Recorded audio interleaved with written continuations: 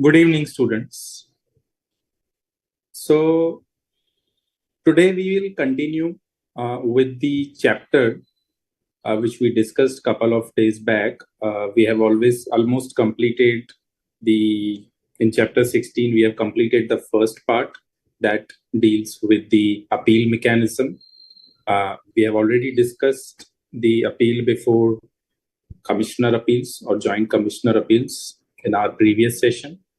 We have discussed the appeal before tribunal.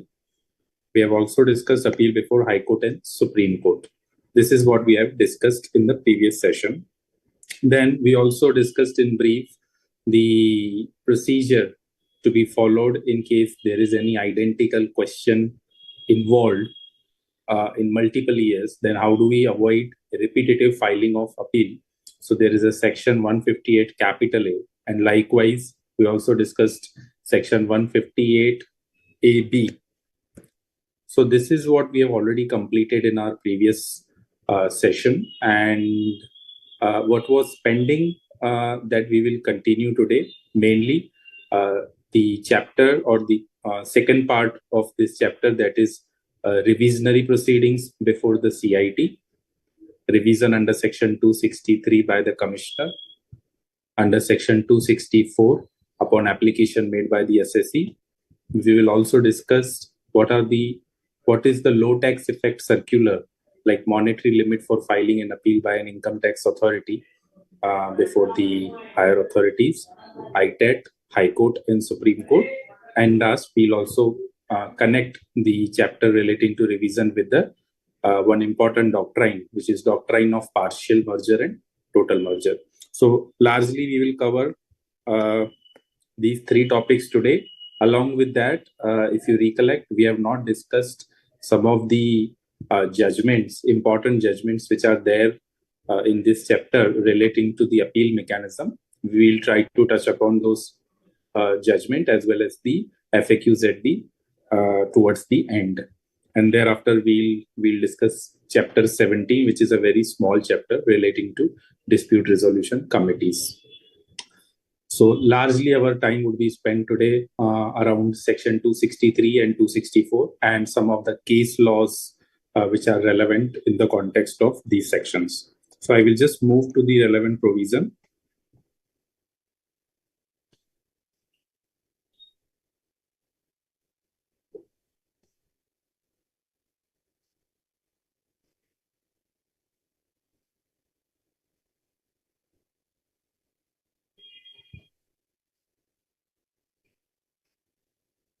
Appeals before Supreme Court. So this part we have already closed. Deferment of appeal is already discussed in brief. Yes. So revision of order under section 263 and 264. Again, like appeal provisions, this section is also most important, not only from the exams point of view, but also from the practice point of view. A lot of time it is seen that, okay, so let me give you why we are studying this chapter and broadly what is the objective of revision of order and how the revision is different from rectification or reassessment or reference. So far we have already discussed or we have understood what is assessment. Assessment is when the return is filed, your case, assessee's case is selected based on some parameters, it is selected for assessment. That is a detailed scrutiny or an investigation is carried out by the jurisdictional officer or by the faceless assessing officer. So that is what we call as an assessment in the normal parlance. Then once the assessment is done, we have also studied the chapter relating to reassessment or income escaping assessment. So if there was any income which was not recorded in the books of account or not offered in the income tax return, or if there is any expenditure or if there is anything which requires recomputation, then the same tax officer, your jurisdictional assessing officer, is empowered by section 147 and 148 to issue the notice to carry out the reassessment. So first is assessment, then is reassessment. If you want to challenge the order passed by the assessing officer, we have discussed in our previous session that assessee can file an appeal before the Commissioner of Income Tax Appeal, or in certain situations before the Joint Commissioner of Income Tax Appeal. If the issue relates to the transfer pricing adjustment, we have discussed, you also have an option to appeal or file an objection before the dispute resolution panel. Thereafter, we have second appellate authority, that is ITAT. Then we have got High Court and Supreme Court. This is what we have discussed. Now, if there is any mistake apparent from record, for example, assessing officer has made an addition, but the demand which he has worked out, it is incorrect. In that situation, we know under section 154, either assessing officer can carry out the rectification of that apparent mistake suo motu, or it can be brought to the knowledge of the assessing officer by the assessee himself, and then the assessing officer will pass the rectification order within the time prescribed under the law. So this is what we call it as a rectification. So far we are clear what is assessment, what is reassessment, and what is rectification. And this this has already been discussed in the previous session. What today we are going to discuss in detail is the revision, how different it is from rectification and other mechanisms provided in the law. Let us read it and then we sort of try to understand. Under section 263(1), if the principal chief commissioner or chief commissioner or principal commissioner or commissioner, so these are the four authorities: principal chief commissioner or chief commissioner, principal commissioner or commissioner, as the case may be, considers that any order passed by the assessing officer or the transfer pricing officer under section 92 CA, so TP orders are passed under section 92 CA, is erroneous insofar as it is prejudicial to the interest of the revenue. So this is very important. The assessing officer has passed an order. The order passed by the assessing officer is erroneous and it is prejudicial to the interest of revenue. In that case, what commissioner can do? The commissioner can, after giving the assessee an opportunity of being heard and after making the necessary inquiry if required, he will pass an order, including an order enhancing or modifying the assessment or cancelling the assessment and directing a fresh assessment. Alternatively, he may also modify if the issues relates to the order is passed by the transfer pricing officer and the issues relate to the transfer pricing adjustment, then he may also order for a modification of the order under section 92 CA, or an order cancelling the order under section 92 CA and directing a fresh order under the said section. So largely, what commissioner can do, if he finds that the order passed by the assessing officer, the officer lower in rank, is erroneous. What is erroneous? We'll try to see through judgments. Or it is prejudicial to the interest of revenue. In that case, he will give an opportunity to the assessee and he'll make an inquiry if at all required. And thereafter, he will pass an order either enhancing or modifying the assessment or cancelling the assessment and directing a fresh assessment. So whether it is TP or non-TP issue, the CIT has a power to either make an enhancement or cancel the assessment and direct for the fresh assessment. Now, please note that what is missing here is CIT cannot provide a relief under this section. If there is any error, in that case, he cannot provide any relief. So there are two things to note here. One is the order is erroneous and it is prejudicial to the interest of revenue. Whether the order has to be both erroneous as well as prejudicial to the interest of revenue, or it is otherwise, like either it has to be erroneous or prejudicial to the interest of revenue, that we will try to understand through the decisions rendered by the courts. But right now, what CIT can do is he can either enhance, he can modify, he can cancel and direct the fresh assessment. He cannot provide the relief, that is for sure, because the purpose of revision under section 263 is only when the order is erroneous or it is prejudicial to the interest of the revenue. So power to grant a relief or to reduce the demand or any kind of favor to the assessee under this section is not allowed. It is only when you have to enhance it or you cancel it and direct for a fresh assessment. So we'll just stop here for a while and I'll share some notes here, which I have already uploaded on the portal also you can access, just to understand what is the meaning of the term erroneous and prejudicial to the interest of revenue. Let us try to understand this through notes. Just give me a moment.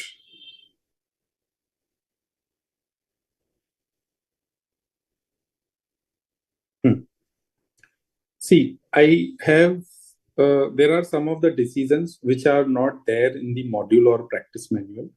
You might come across them through a passing reference at some places, but then I found that it would be very interesting if we learn the subject with the help of some of the landmark decisions. So these are the additional notes, and the judgments are very important even from an exam point of view.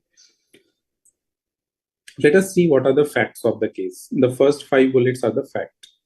So in this case, there is an assessee company. The company entered into an agreement for sale of estate of rubber plantation. So the agreement to sell was entered into with a buyer. The agreement provided for the payment of consideration. No problem. If notes are not visible on portal, I'll re-upload it.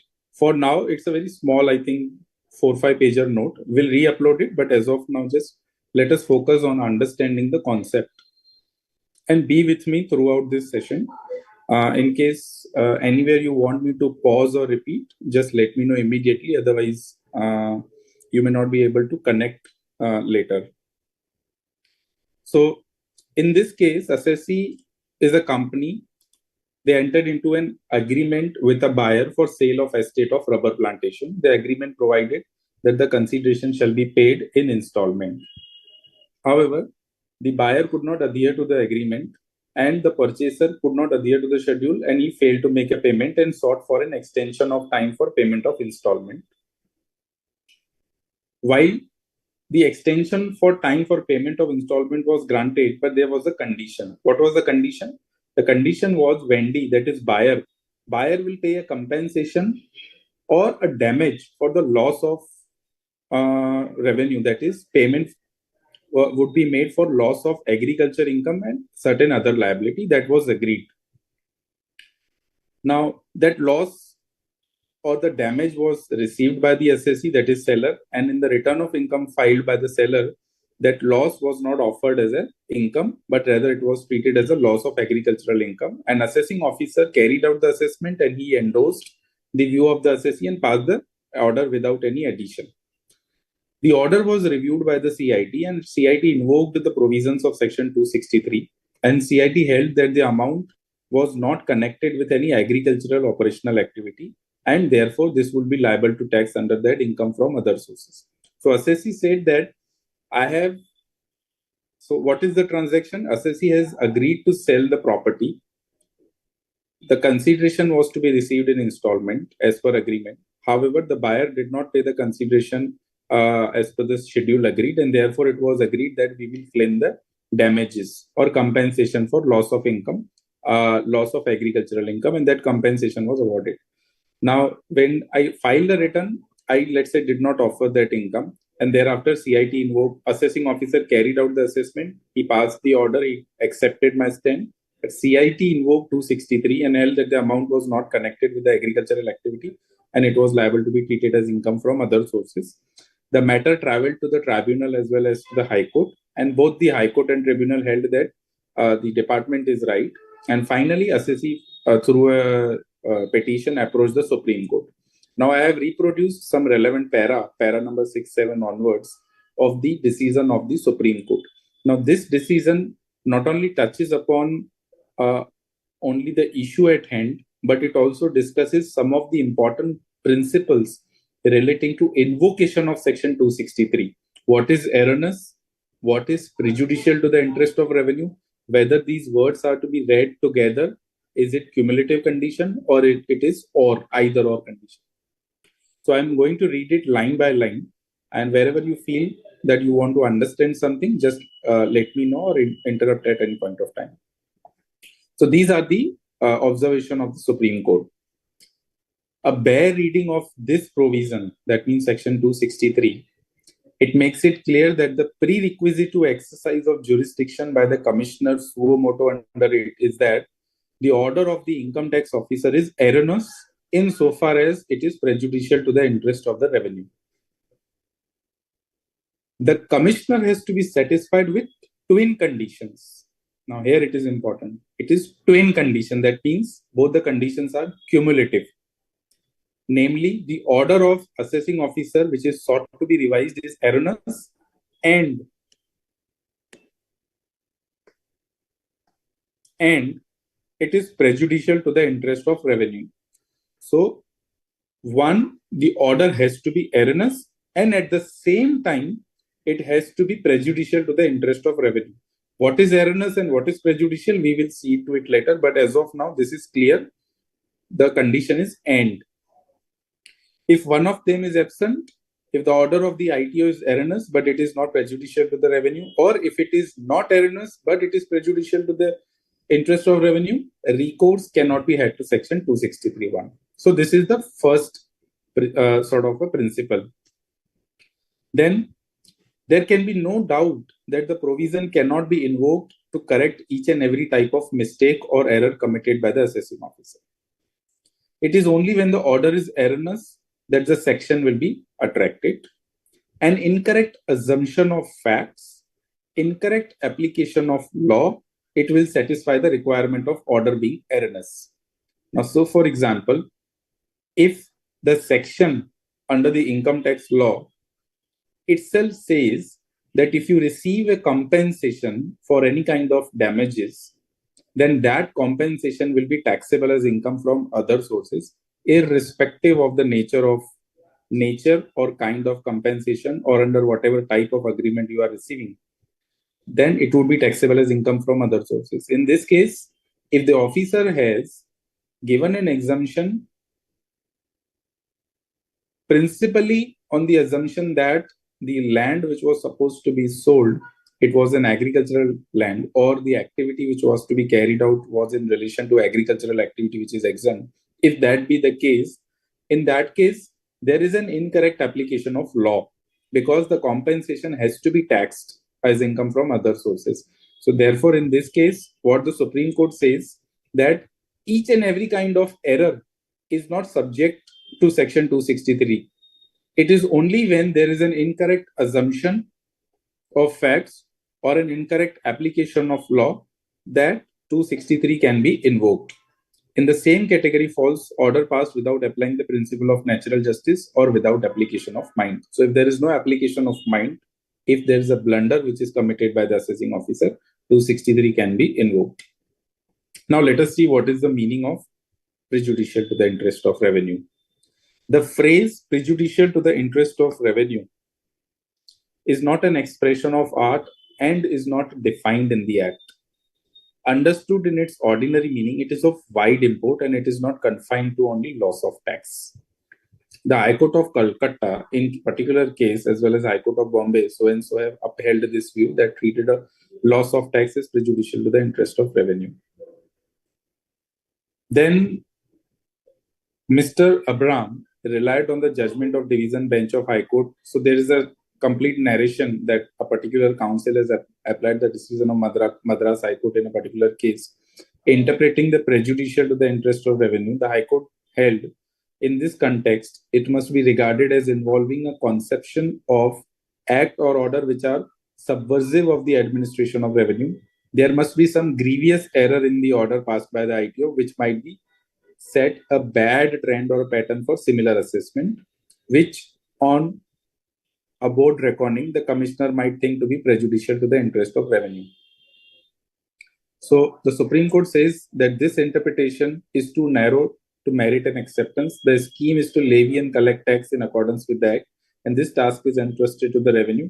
If due to the erroneous order of the ITO, revenue is losing tax which is lawfully payable by the person, it will certainly be prejudicial to the interest of revenue. So Supreme Court made it very clear that a scheme of the act is to levy and collect the income tax in accordance with the provisions of the act. And the task is entrusted to the revenue, which means the tax officer or assessing officer.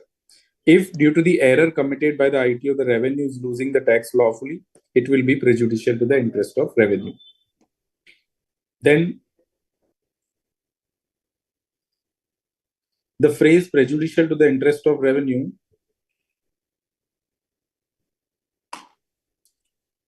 has to be read in conjunction with an erroneous order passed by the officer.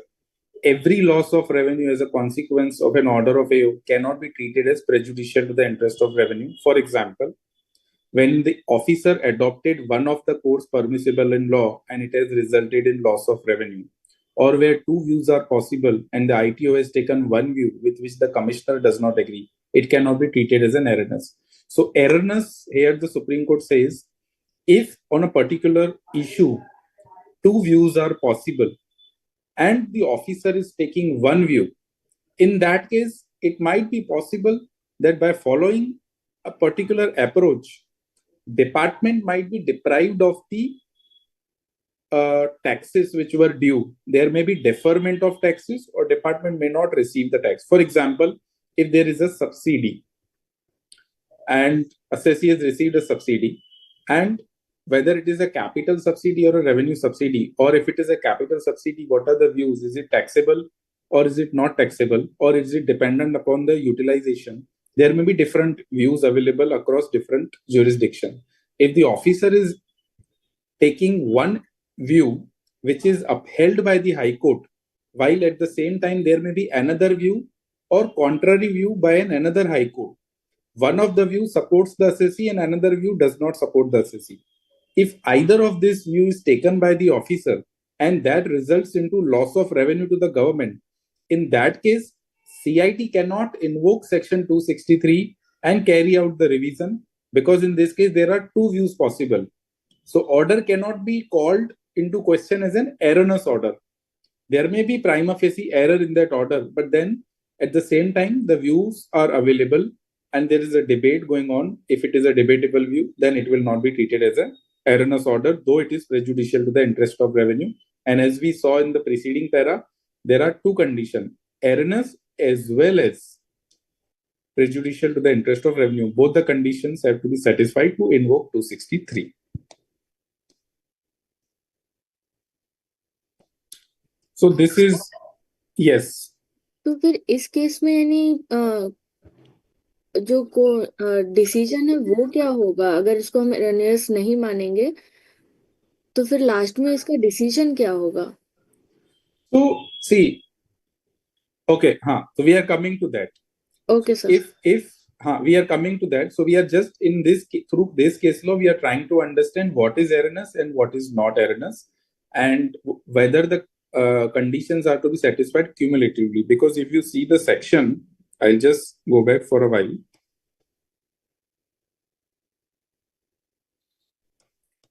Oh, just a minute, on which page it was. If you see the language in section 263,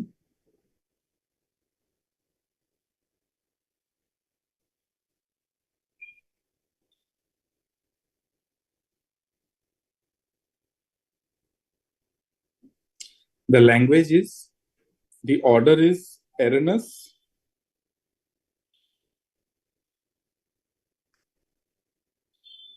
insofar as it is prejudicial to the interest of revenue. So this is what we were trying to understand. Now, the consequence, what will happen?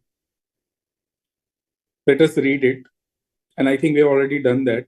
In that case, if it is erroneous and prejudicial to the interest of revenue, the CIT can pass an order either enhancing the assessment, like if the AO had given a relief and CIT found it to be erroneous and prejudicial to the interest of revenue, he will make a revised assessment and he will enhance the addition, or alternatively, he will cancel the assessment which was done by the assessing officer and he will direct the officer to carry out a fresh assessment, right?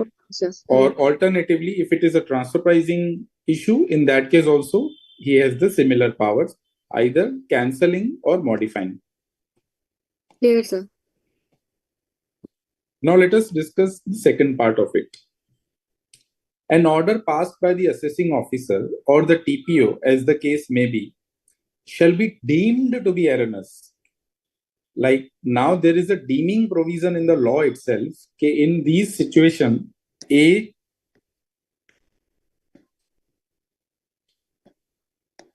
B, C, D.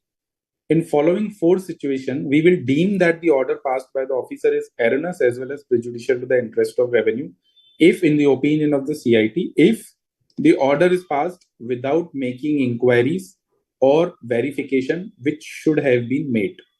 So if the officer is, let's say, for example, assessee has taken unsecured loan from various parties. Now, what happens generally if the assessee has loans which are unsecured in nature and not commensurate the capital that is he having in his books of account, then usually it calls for some investigation whether the loans are genuine or not, or if the assessee has claimed lot of interest expenditure and shown a very lesser income, it calls whether the loans taken are genuine or not. And likewise, if there are a lot of creditors on the books and profits are not commensurate, then the generally assessing officer calls for the genuineness कि आपने क्या purchase किया है, किससे purchase किया है, and whether payment has been made or not, whether the loans are repaid or not, whether they are in violation of 216 and ST and all. So all those conditions are to be checked. If the assessing officer has not made inquiry, for example, he has not called for confirmation from the party, he has not checked the records properly. On the record, if it is found by the officer, then it will be presumed by the CIT that the order is erroneous and it is prejudicial to the interest of revenue, and this calls for the revision. Second, the order is passed allowing any relief without inquiring into the claim. So again, if you have claimed an expenditure, officer has not sort of verified the genuineness of the claim and he has granted you the exemption or deduction, then the CIT can invoke this provision. But see, let us also admit the fact that when the officer is carrying out an assessment, he will review your P&L account and balance sheet. There might be immaterial items also. For example, you have claimed an expenditure which doesn't even constitute 0.01% of your total turnover. It doesn't call for, from a materiality point of view, any verification. It is only when apparently something is very material, something appears to be very important, which requires investigation, only those matters should be examined. Each and every item of expenditure, it is not possible for also officer to verify. And therefore, the courts have held in such cases that it is only when something is materially absurd on the face of it, you have to verify. If it has not been done, then let the CIT take its own course under section 263. Third and most important, the order has not been made in accordance with any order, direction, or instruction issued by the CBDT. What does this mean? CBDT has a power under section 119 to issue the circulars, instructions, and orders which are binding on the assessing officer. The instructions and circulars are not binding on the assessee. It is the officer who, while discharging his duties under the Act, he will have to compulsory follow. For example, on a particular item of expenditure, if there are two views, one High Court is saying a particular decision and another High Court is saying something else, then which High Court decision needs to be followed? Or even within the same jurisdictional High Court, if there are two different views available, or even in case of an ITED decision, if there are multiple and different views available, then CBDT might, from a consistency point of view, may take a particular stand and it will direct the officer to take that view. But if the officer doesn't follow that and takes another view, in that case, it will be deemed that the order is erroneous and against the erroneous as well as prejudicial to the revenue, and CIT can invoke the jurisdiction.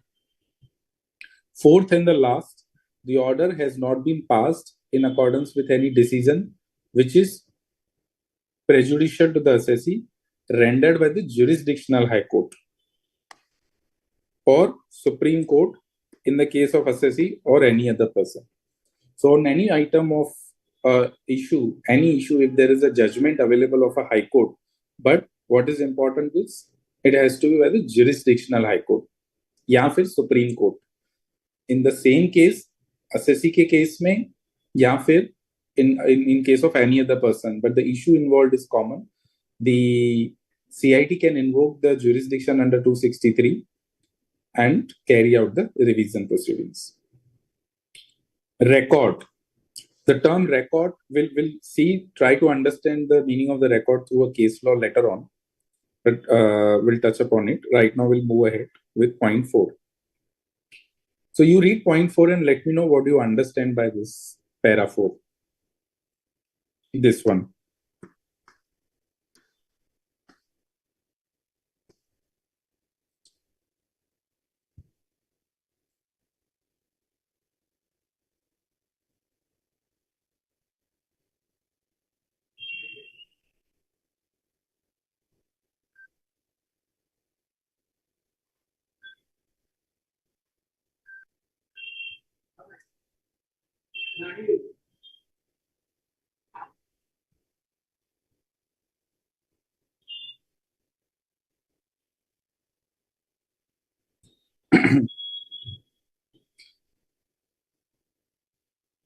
Would you like to try what the section is trying to say? See, if we keep it participative, then you will also through self-reading, you will try to interpret the law properly. We have already done the appeals chapter, so this should be very easy for you to understand and explain.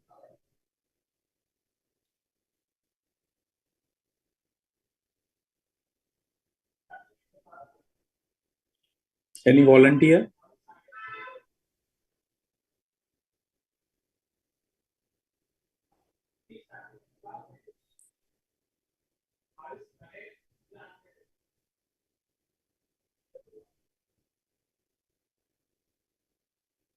All right.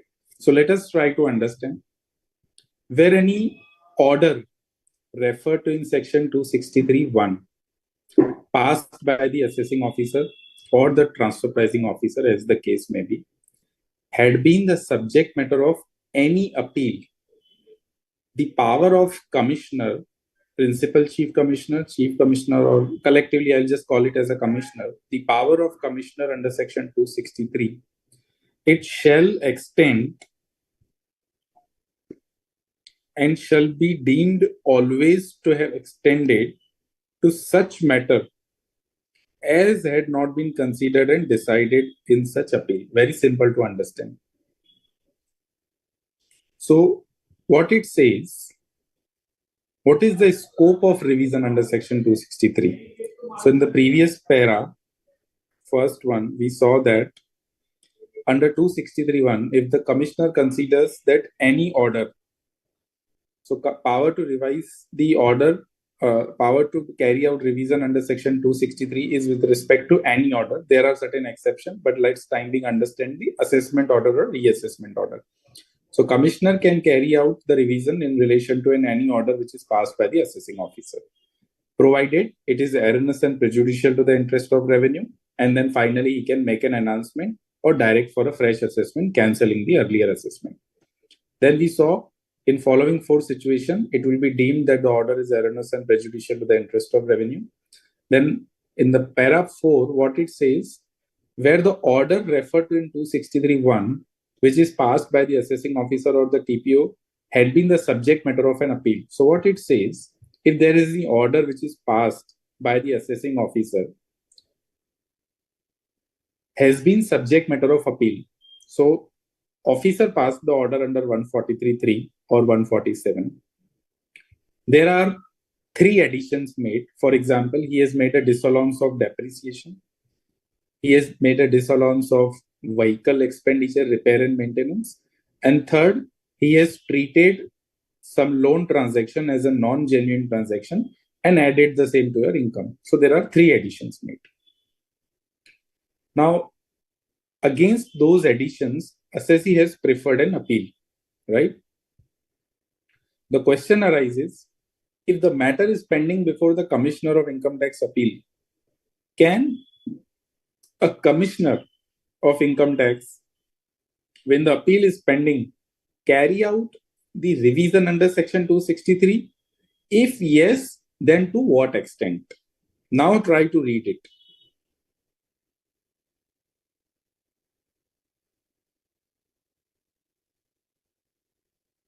Or alternatively, I will just extend this example. 3 additions have been made: depreciation, repair and maintenance, and unsecured loan. Out of these 3 additions, let's say 2 additions have been decided by the CIT appeal, and 1 addition is not agitated by the SSE.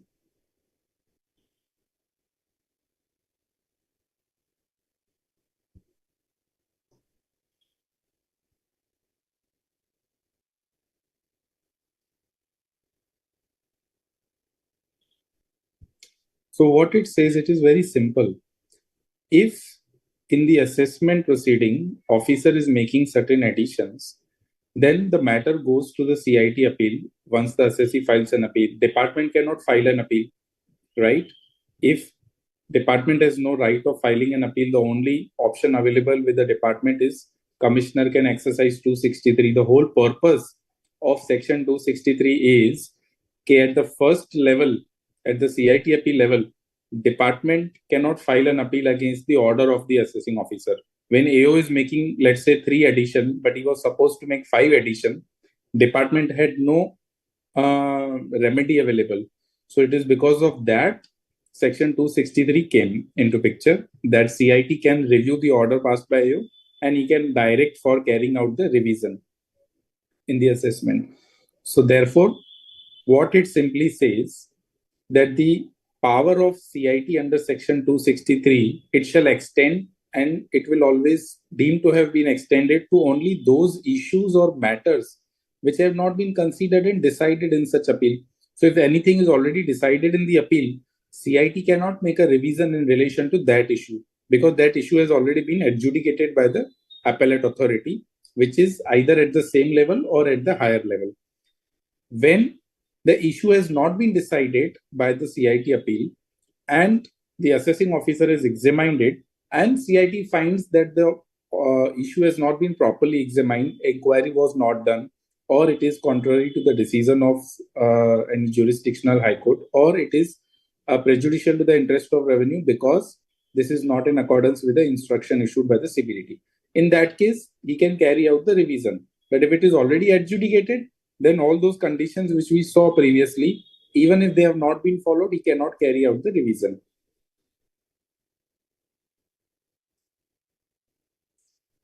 Timeline. The order under section 263 shall not be made after the expiry of 2 years from the end of the financial year in which the order which was sought to be revised was passed. So say, for example, we are now standing in February. If the assessing officer is passing the order in the month of Feb 25, by what date the CIT can make a revision under section 263? He can make a revision on or before the expiry of 2 years from the end of the financial year in which the order sought to be revised was passed. So the order was passed in the month of Feb 25. End of the financial year means 31st March 25. Add 2 years, that means 31st March 2027 is the date by which the CIT has to make a revision. If it is not done by that time, then the jurisdiction would not be available thereafter. There is certain exclusion when you compute these 2 years. The time taken in giving an opportunity to the assessee to hear the matter under section 129. So 129 is nothing but when there is a change in incumbent, when the officer, Mr. X was handling your case and from Mr. X to Mr. Y the matter comes, that period, during that period, the opportunity is granted to the assessee. In that case, that period would be excluded from the limit of 2 years, or any period during which the revision proceeding is stayed by the order or injunction of any court, it will be excluded. Say, for example, officer has issued the notice under 263, CIT has issued. You challenge that notice by way of a writ petition directly before the High Court. Now, if High Court has granted the stay against 263 proceedings, and thereafter, let's say after 5 years, the High Court says, no, department was right, and therefore department should be allowed to carry out the revision. Now the time limit would have already passed by that time, because under the law it is only 2 years. So it says that the time period during which the revision proceeding is stayed by an order or injunction of any court, that is going to be excluded. But this time limit will not apply in case where the effect has to be given to a finding or direction which is contained in the order of ITAT, High Court or Supreme Court. So if there is any express direction by the tribunal, High Court or Supreme Court, in that case, this time limit doesn't apply, and that is but obvious. Now let us discuss some of the interesting case laws relating to Section 263, and we'll also understand the meaning of the term record. Just save it, and we'll open. Just give me a moment. I have to be back and forth at least twice. Yes.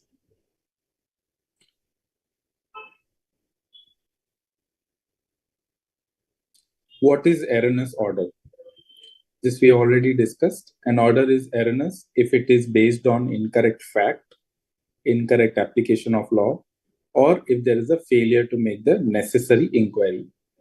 Order can be erroneous if it ignores the material or it doesn't apply the legal principles correctly. What is prejudicial to the interest of revenue? This also we have discussed in brief. Now let us see some of the specific situation. Audit objection. So anybody has idea? Practically you have seen during your articleship, you might have discussed this concept. What is audit objection? Any volunteer?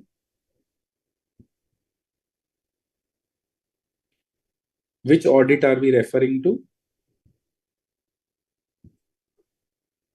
You must be knowing this. After 6 months or 1 year, you will be chartered accountant. What is audit objection? Anybody? You can put your answer in on portal also. Huh? I'll just check if there are any answers.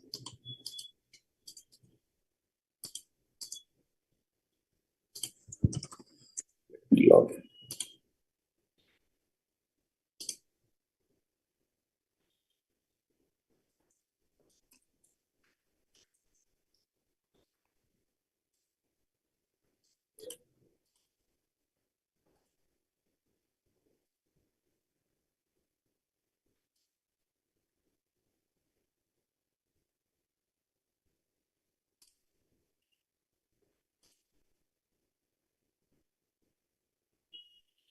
So you have already discussed, I think reassessment chapter is already done, right?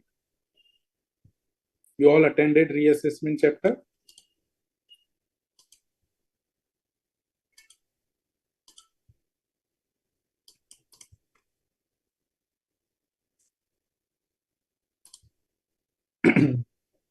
I see Ginny is online. A reassessment chapter is done, right?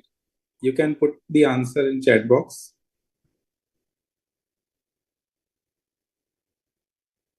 Reassessment under section 147 or 148. No idea?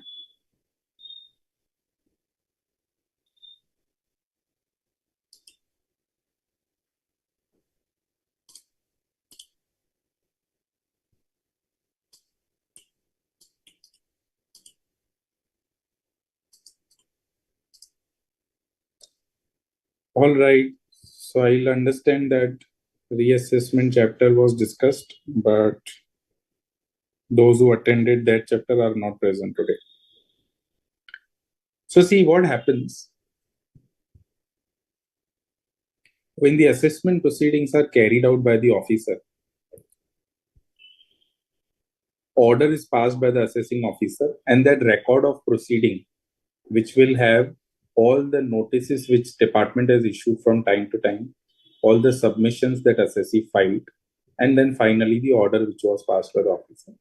The entire file is scrutinized internally by the departmental officer, including CIT, and then there is a separate wing of CNAG, Comptroller and Auditor General of India. Now, CNAG also carries out the review, and during the review, if CNAG also comes to, if he also comes to the any issue that the assessment was not carried out properly, if the facts were not properly scrutinized, or if there was any non-application of mind, if the law was not properly applied, incorrect assumption of facts, all those situations, the CNAG, through his remarks or objections. Okay, assessment chapter is done. So this, I think you should be knowing then, because this audit objection is part of the reassessment chapter. In any case, no problem. So what happens? The assessment records are audited internally by the seniors within the department as well as by the CNAG team. And during the review, during the audit process, if they come out with any kind of objections, like this was not done properly or some error was committed while passing the order, those points are highlighted and internally they are referred to the CIT or to the concerned assessing officer. Now, what will be done? Officer will do. If the objection is of such a nature that it can be rectified through a rectification, then notice under section 154 is issued and rectification is carried out. But then, if the issue is not something which requires a rectification or which can be rectified under 154, then that audit objection generally or at times what happens, the CIT, because of that audit objection, invokes section 263 to rectify the defect. And we all know, if the CIT is invoking section 263, then what will happen? There would be either cancellation of an assessment and AO will do the fresh assessment relating to that issue, or alternatively, the CIT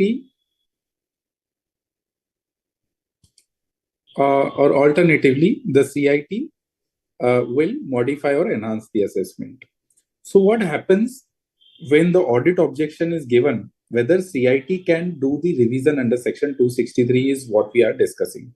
Now, in this case, in the case of Sohana Woolen Mills, what the Punjab and Haryana High Court observed, a reference to the provision of 263 of the Act shows that jurisdiction thereunder can be exercised if the CIT finds that the order of AO was erroneous and prejudicial to the interest of revenue. But mere audit objection and merely because a different view could be taken, they are not enough to say that the order was erroneous or prejudicial to the interest of revenue. The jurisdiction could be exercised if the CIT was satisfied that the basis for exercise of jurisdiction existed. There can be no rigid rule laid down about the situation when the jurisdiction can be exercised. Whether satisfaction of the CIT for exercising jurisdiction was called for or not, it has to be decided having regard to the given situation, right? Now, second issue, the issues which are not subject matter of appeal, whether revision is permissible or not. So this we have already discussed in the provision. If the CIT wants to invoke the jurisdiction, he can only touch upon those issues which are not subject matter of appeal before the appellate authority. If it is already subject matter of appeal, then it doesn't call for revision because it is any which way going to be examined, adjudicated by the higher authority. And CIT appeal also has a power to make an announcement. This we all know.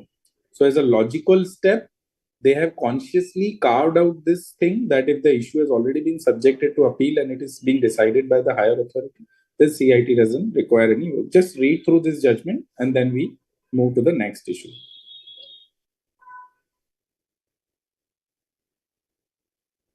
This para you have to read.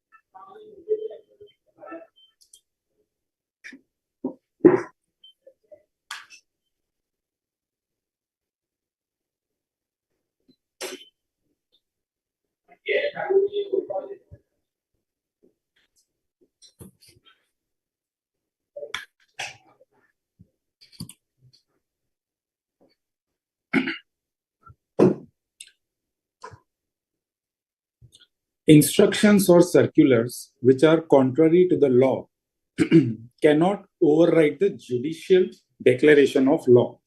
This has been held by the Bombay High Court in case of Hindustan Astronaut.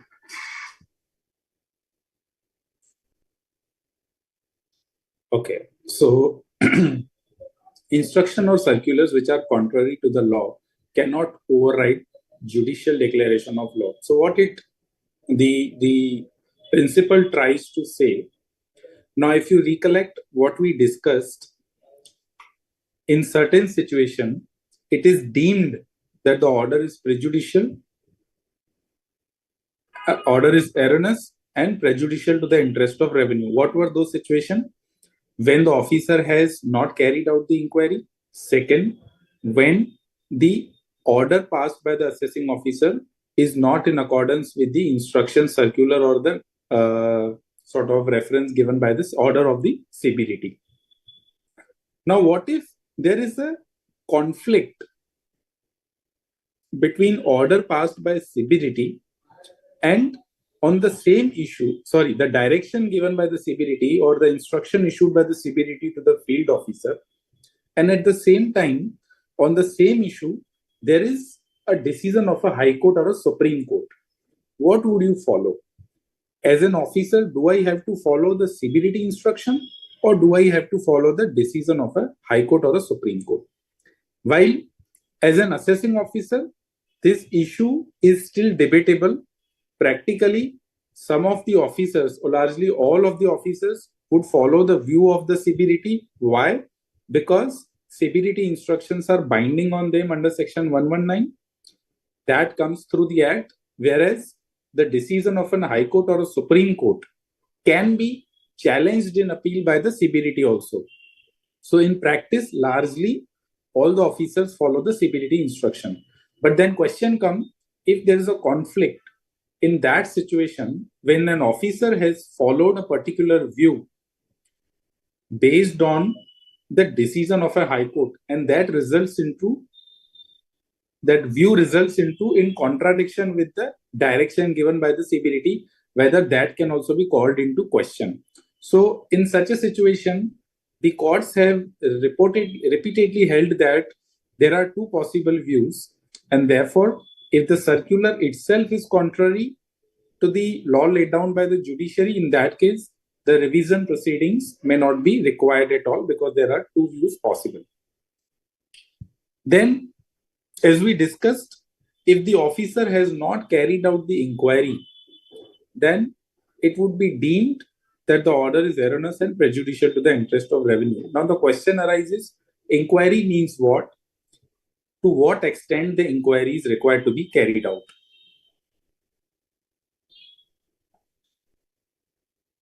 Whether AO is required to state, this is also important. I don't know how many of you would have actually seen the assessment order, but to what extent the inquiry is required and whether the results of the inquiry and the fact that AO has inquired, is it required to be noted down in the assessment order itself or not? See what the court says. In CIT versus Reliance Communications Limited, 396 ITR 217, what the High Court held. Where the assessee, so in this case, what happened? Assessee has raised the fund by way of FCCD, foreign currency bonds. Now, bonds were raised in foreign currency by the company, and during the course of assessment, AO did inquired about the genuineness of the borrowings, and after satisfying himself about the creditworthiness of these subscribers to the bond, he did not make any addition under Section 68 or any other section. CIT invoked Section 263 in this case on the basis that the AO has not carried out the inquiry as he was mandated to do it. When the matter traveled to the High Court, assessee argued, and the main contention was, or the issue before the court was, while as per the records of the assessment, the inquiry, it shows that the inquiry was carried out. But in the assessment order, nowhere the assessing officer has mentioned the fact as to what the inquiry or to what extent the inquiry was carried out. So in this situation, can CIT invoke a revisional jurisdiction? The court said no, you cannot invoke, and in this case because it is not necessary that everything that I do, I have to write it in the assessment order. It is not compulsory. Reference in the assessment order is there, that is good.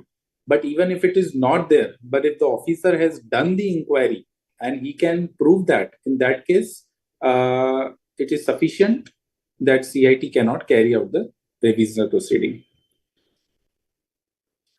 Then, to what extent inquiry is required?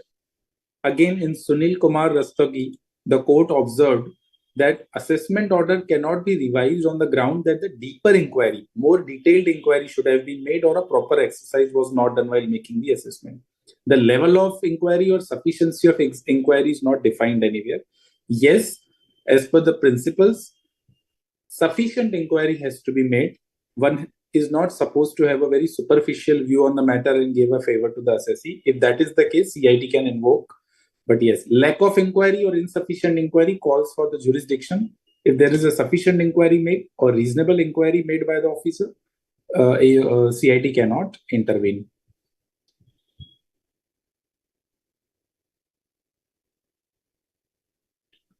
Okay, so one request is Reliance case to be repeated. So what happened in case of Reliance Communication?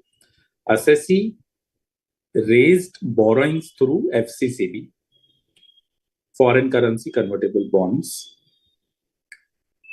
During the course of assessment, officer made the detailed inquiry and he saw that the transactions are genuine. The beneficiary or the subscribers to the bonds have the credit worthiness to subscribe. He would have called for the documentation and all.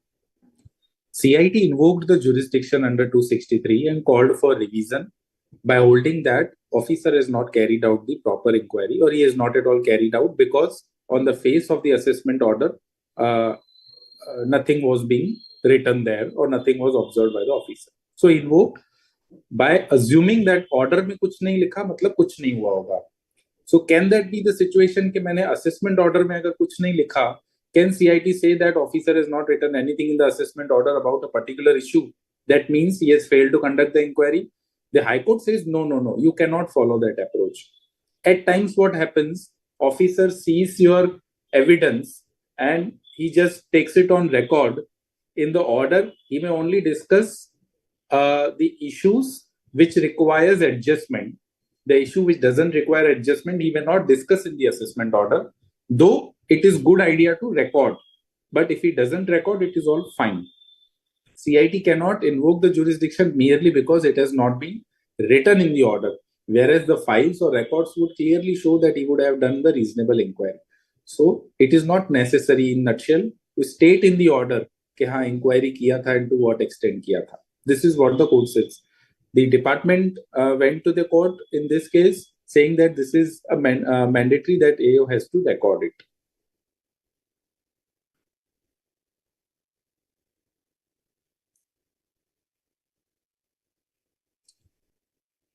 CIT versus Jacob,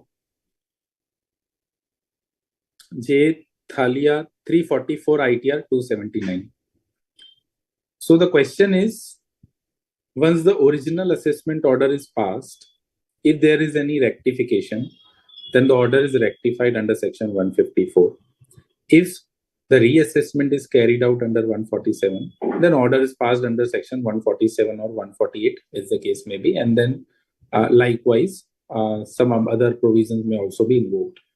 So the question arises whether if the assessment has already passed through rectification or revision, what would be the jurisdiction of the CIT in this case? The court says that there is no bar in section 263. There is no restriction to limit the jurisdiction of CIT to revise only the original order in any proceeding. He can also revise the reassessment and rectification if those orders are also erroneous and prejudicial, and that is very self-explanatory. The section also uses the word any order. The section doesn't say only the assessment order. 263 starts with any order passed by the officer. Very important. Whether an order passed by AO dropping the penalty proceeding can be revised under 263. Very, very interesting. While answer is written there, in case of Braj Bhushan cold storage 2005 का decision है Allahabad high court. What happened in that case? Assessment was done. Thereafter, if there are any additions made, then officer also initiates the penalty proceeding. Now we all know that assessment and penalty, they are two independent proceedings. During the penalty proceedings, the assessee contended that penalty is not to be imposed because of XYZ reasons. The assessing officer accepted the reasons given by the assessee and he dropped the penalty. Now the CIT invoked section 263 and he said that the order dropping the penalty proceeding is erroneous and prejudicial to the interest of revenue. What is erroneous and prejudicial to the interest of revenue? We have already seen. It results into loss of tax for the government. And secondly, the order passed by officer is not in accordance with the situation which we described earlier. Can CIT invoke? The court says yes. Even the order dropping the assessment is also an order. If just one word is written that penalty dropped, if that order is passed, or even in the file, for example, I initiate the penalty, I do not pass an order, but in the file notings, I mention that the penalty is dropped in this case. Even that file noting is also an order which can be revised under 263 because the usage of language of the section 263 says any order. Revision on the basis of retrospective amendment in the law. We all know the Vodafone decision, right? So if the assessment order is passed, for example, and the assessment order assessee officer, let's say, accepts certain contentions of the assessee, and those contentions are as per the law laid down by the jurisdictional high court or as per the provision at relevant point of time. Subsequently, the government comes out with an amendment in the law. The amendment is carried out retrospectively, dating back to past years, including the year in which the assessment order was passed. Now, had that amendment been made earlier, the results of the assessment would have been different. Say, for example, plant and machinery. If the dispute is about whether depreciation 15% पे मिलेगा कि 40% पे मिलेगा, 15 versus 40% debate. If the law is ambiguous, officer follows one particular approach and he gives the depreciation of 40%. He allows the depreciation of 40. Subsequently, amendment is made and the government says that no, depreciation on this item of capital expenditure would be 15 and it will have a retrospective effect. It's a declaratory amendment. In that case, can CIT says that whatever was done by the officer at that point of time, it was contrary to the law and I am going to invoke the revisionary proceeding. So in this case, see what the Allahabad High Court holds in case of Wincast Engineering. The court says that the order which become erroneous due to the retrospective amendment, even that would be amenable to revision. So you can invoke the revisionary proceeding under section 263. Now one question for all of you. What would be the remedy once the order is passed under 263?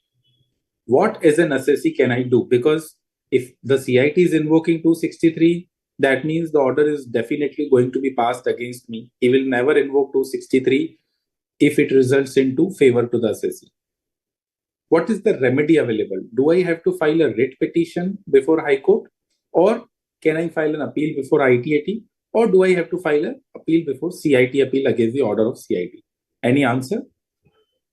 You should be knowing the answer, right? We've already done the appeal chapter.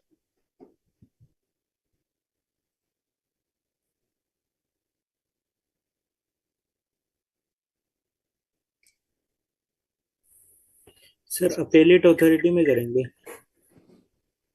Appellate authority. Which authority? Would it be CIT appeal or ITAT? Or it would be ITAT, sir. ITAT. Correct answer.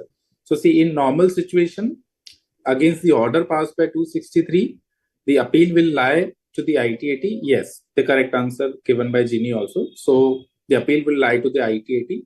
But in certain situation, the writ petition can also be filed. What are those situations? So probably that is not part of the, I think, module. But then just to give you some background, writ petition is you can directly approach the High Court bypassing all the other alternate remedies available. For example, in certain situations, if the order is passed violating the principles of natural justice. For example, the officer issues the notice on 30th March and the time barring is 31st March and he is asking you to submit the details. Otherwise, he will pass an order on the next day. It is impossible to give the detail within 1 day, say, for example. It is against the principle of natural justice. If the order is passed without giving opportunity of being heard, again, it is against the principle of natural justice. Or in case there is any violation of a fundamental right. So in all those situations, you can directly approach the High Court. So it is applicable to 263 as well as to any other proceeding under the law. You can file a writ petition, writ of certiorari before the Gujarat any High Court, jurisdictional High Court, and seek a relief instantly.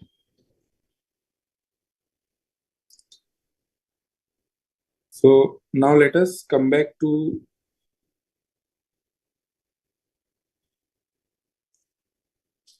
I think notes you should be able to see on the Board of Studies portal. If not, please let me know so that I can ask the support team to make it available for you.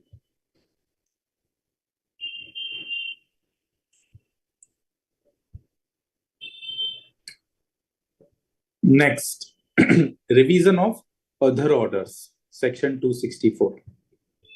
So far we discussed if the order is erroneous and prejudicial to the interest of revenue, that means the CIT can invoke the section 263.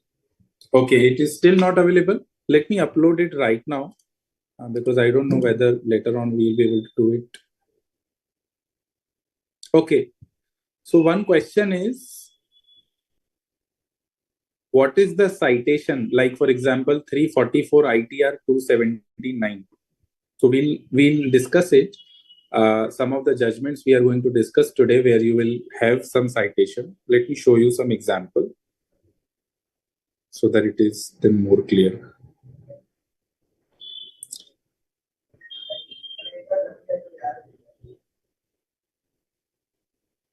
Yes. So you can see on the screen, there is a reference to the case law.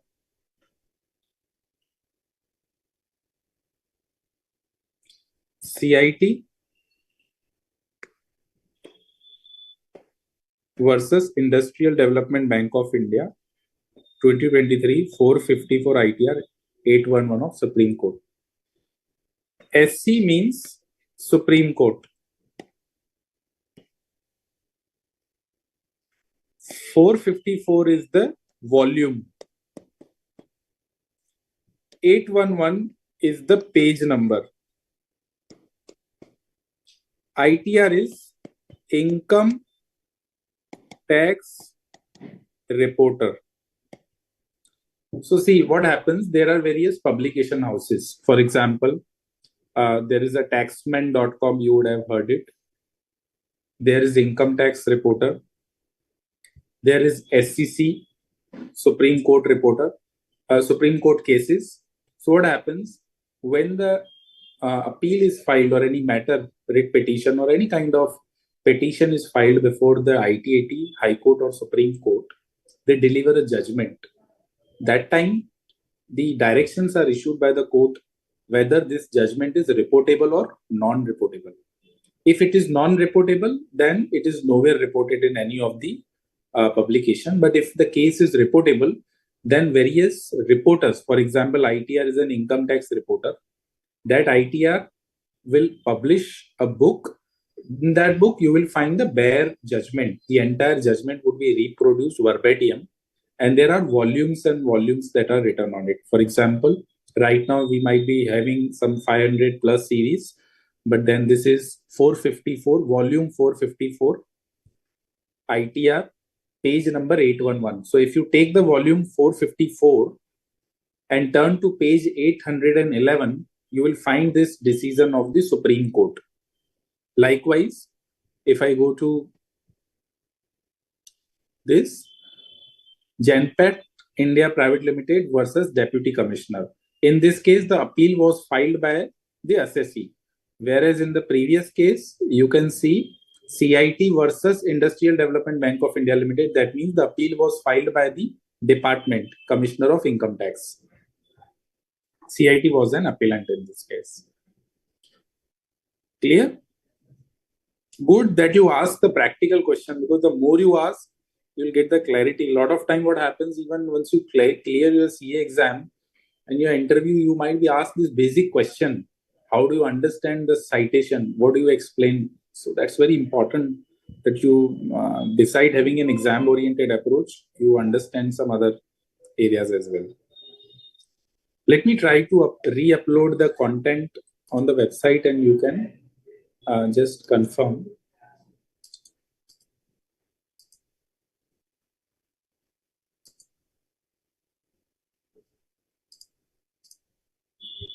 Notes, assignment, grade 4.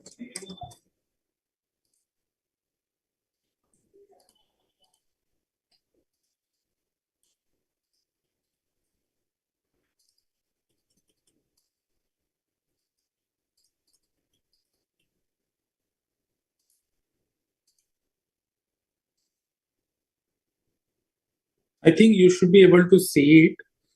If not, just let me know. We'll take the help of IT team during the break time after 10 minutes. Limitation of time for revision of orders by the Principal Commissioner or Commissioner of Income Tax under Section 264. So as we discussed in the previous section, CIT can invoke 263 only if it results into any kind of enhancement or cancellation of assessment for de novo adjudication. 264 is opposite. Revision of order by Principal Commissioner. I think I have to go back. Yes. It actually deals with an opposite situation. In case of any other order, like for example, exclude the orders which are prejudicial to the revenue. Revenue means department. Passed by the subordinate authority. The Principal Chief Commissioner, Principal Commissioner or Commissioner. Again, the same 4 authorities. Let's call them Commissioner.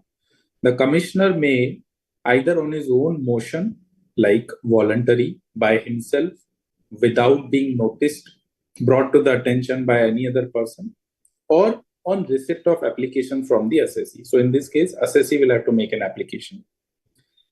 Call for the record of any proceeding under the Act, in the course of which the order was passed. After making the inquiry as may be necessary, the Commissioner may pass such order as he thinks fit. So what is the purpose of revision under Section 264? The purpose of revision is, under this section, CIT either himself or upon being called upon through an assessee makes an application, he may call for the record of any proceeding. Call for record of any proceeding means any income tax proceeding, assessment, reassessment, rectification, other than appeal. He can call for the records of any proceedings, and he may, after reviewing the files, he may make the inquiry as he deems fit, and he may pass the order as he thinks fit. Let us read next. The Commissioner is not empowered to revise any order on his own motion if a period of more than 1 year has expired from the date of order sought to be revised. So this is about timeline, very clear.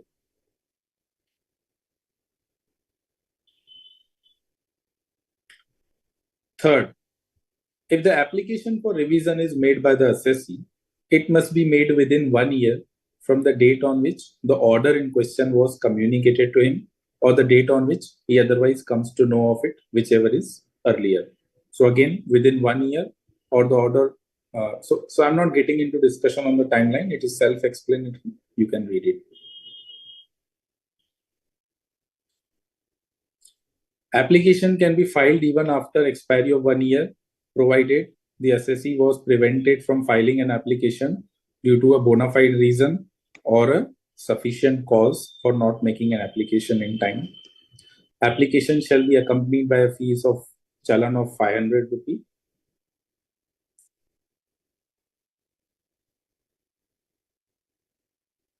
6. If an order is passed by the commissioner declining to interfere in any proceeding, it shall not be deemed to be an order prejudicial to the assessee. However, the commissioner is not empowered to revise any order in the following cases. What cases? We will see all the provision, but just I am giving a highlight of the provision. What is the purpose? Where an appeal against the order lies to the Joint Commissioner Appeal or Commissioner Appeal or the tribunal, but it has not been made and the time within which the appeal has been made has not expired. Or in case of an appeal to the Joint Commissioner Appeal or ICAI, the assessee is not waived of his right of appeal. Second, where the order has been made subject to an appeal to the first level appellate authority or second level appellate authority. So what is the purpose of section 264? 263 is only invoked for the benefit of department and against the assessee. 264 is for the benefit of the assessee. If the officer, if the CIT feels that any order is passed which requires revision, or if the assessee makes an application calling for revision under section 264, then the CIT is empowered to do it as per the timelines which are provided. In case of suo motu, it is 1 year. In case an application is filed by the assessee, then again it is 1 year from the date on which the order in question was communicated to him, or the date on which he otherwise comes to know, whichever is earlier, or extension is permissible in bona fide situation. So, in nutshell, the CIT has been empowered to revise any order under 264, but the order should not be prejudicial to the assessee. Sixth is important. If an order is passed by the CIT under this section to interfere in any proceeding, it shall not be deemed to be an order prejudicial to the assessee. What does this mean? Anybody wants to try? A very unique and a must clarification that has been brought into the statute.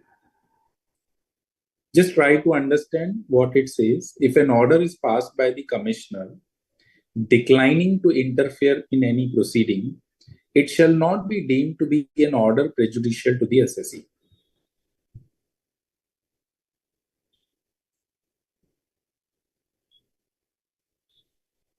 Say the assessment order is passed by the assessing officer, prejudicial to the assessee. What I'll do, I'll either go for an appeal mechanism, first level CIT appeal, or alternatively, I will file an application for revision under section 264, provided other conditions are satisfied. If the CIT declines to interfere in the matter, then that order of declining to interfere in the proceeding, that will not be deemed as an order prejudicial to the assessee. It says only this.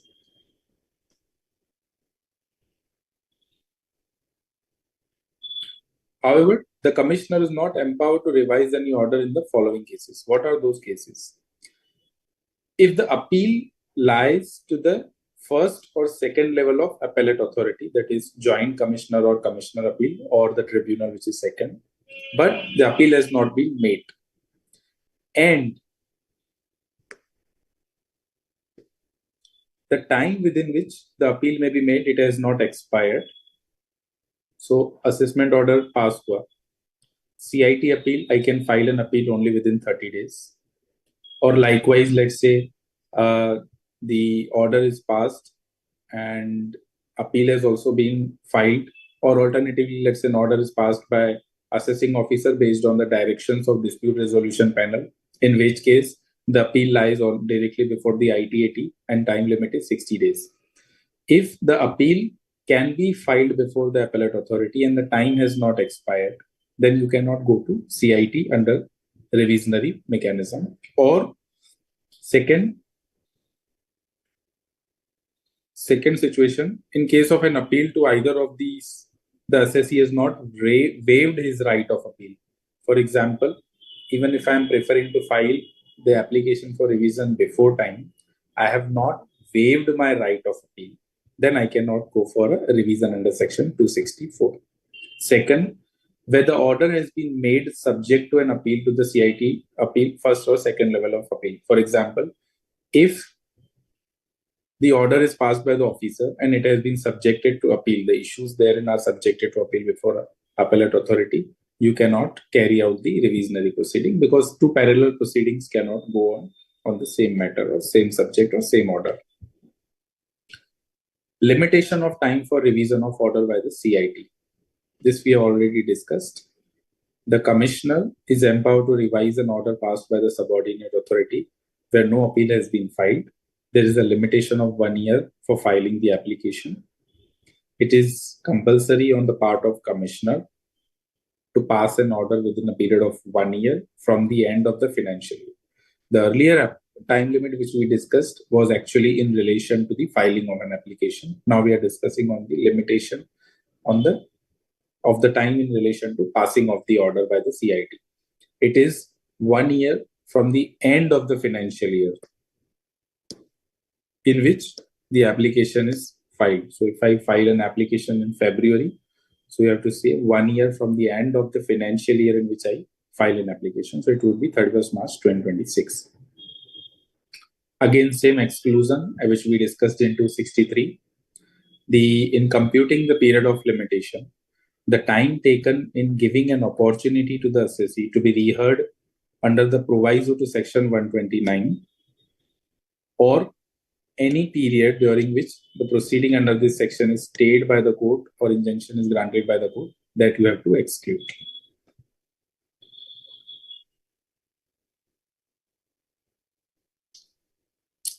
Almost identical provision to section 263, so we are skipping it. Faceless revision.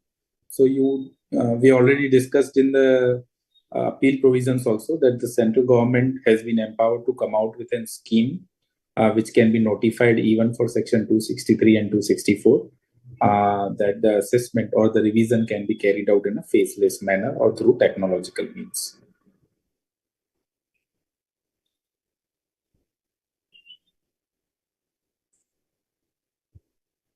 So this is a brief chart. You can go through it.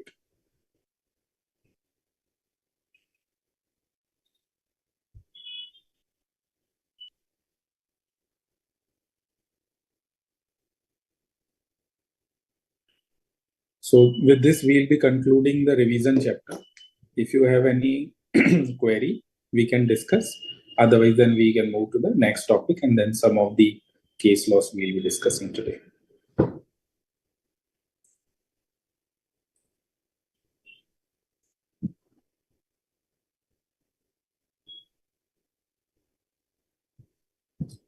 Okay, we will see that the notes are available after the break. I'll speak to the technical team and they'll be given to you.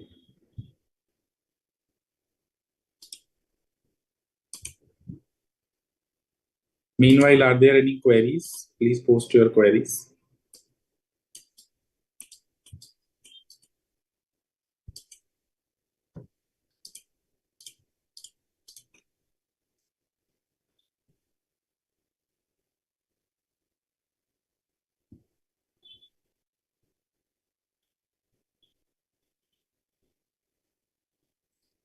Right. So now we'll be sort of taking a break of, let's say, 10 minutes, and then we assemble once again, because this, I think, section 268 capital A will require 30 to 45 minutes of discussion, 40 minutes minimum at a stretch, and we'll also look at some of the interesting case studies. So Ashok ji, we can take a break of 10 minutes. Yeah, okay.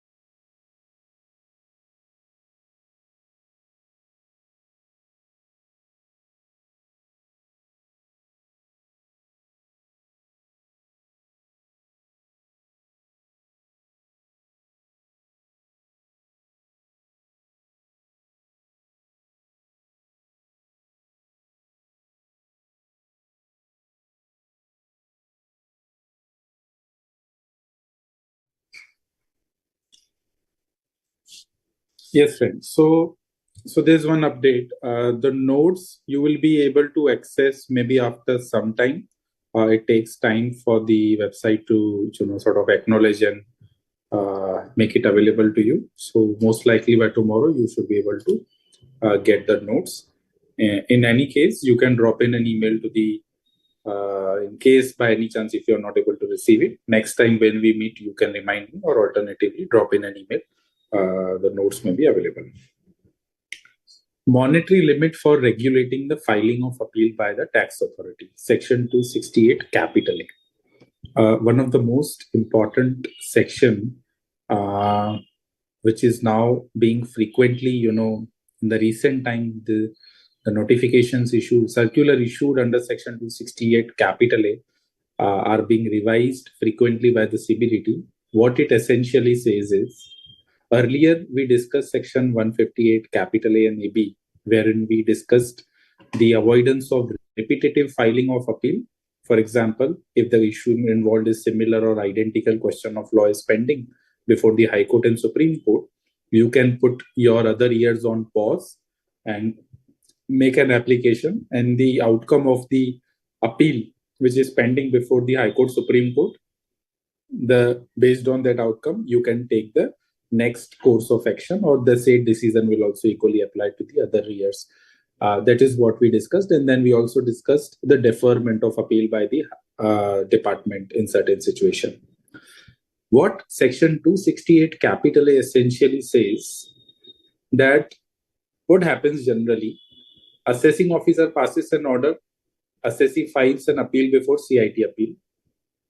Post CIT appeal, the doors are open for both department as well as assessee. Both of them can approach the income tax appellate tribunal, and likewise before High Court and Supreme Court, both assessee and department can approach if either of them are aggrieved by the relief granted by the authority lower in rank. Now what happens? Section 268 says that the CBDT is empowered to issue the order, instruction, or directions to the authority fixing the monetary limit. So this monetary limit, please don't get confused. It is only for the department. It is not for the assessee. What the section does is it empowers the CBDT, that CBDT can come out with a circular. It can fix the limits up to which, if, for example, these are the limits, just to quickly give the glimpse of section.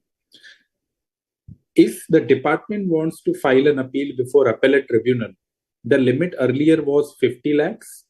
In a recent circular number 9 of 2024, the limit has been revised to 60 lakh rupees.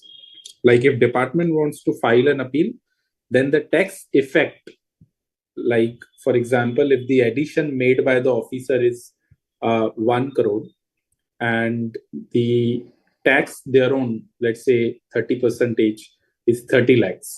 You file an appeal before CIT appeal is held in your favor, so matter is over for you. But then department will file an appeal before ITAT. But then the circular says, wait, the tax effect in this circular should be 60 lakh or more if you want to file an appeal before ITAT. If that is the case, go ahead. If it is less than 60 lakhs, department cannot file an appeal before ITAT, High Court or Supreme Court. Likewise, the limit of 2 crore is for High Court, limit of 5 crore is for Supreme Court. Now, please note that these limits are based on not the amount of addition, but they are based on the tax effect.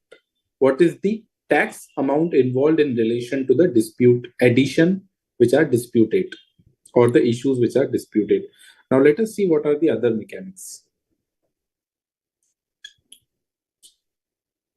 Point 2.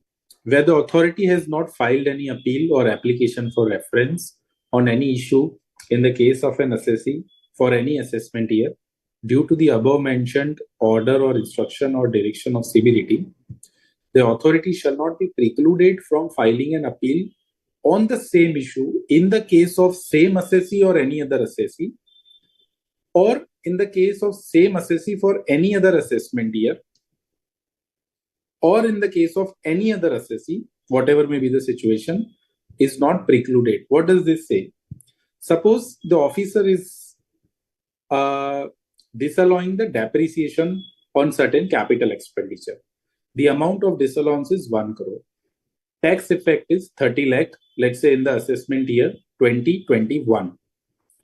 Now, officer has disallowed, CIT appeal has held in your favor. Now it is the time of department to file an appeal before High Court. Now, before ITAT.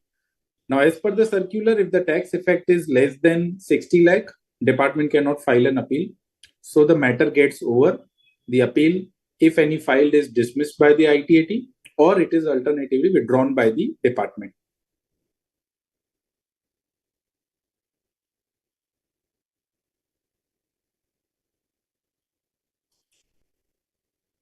We are coming to the question which somebody has posted in chat box.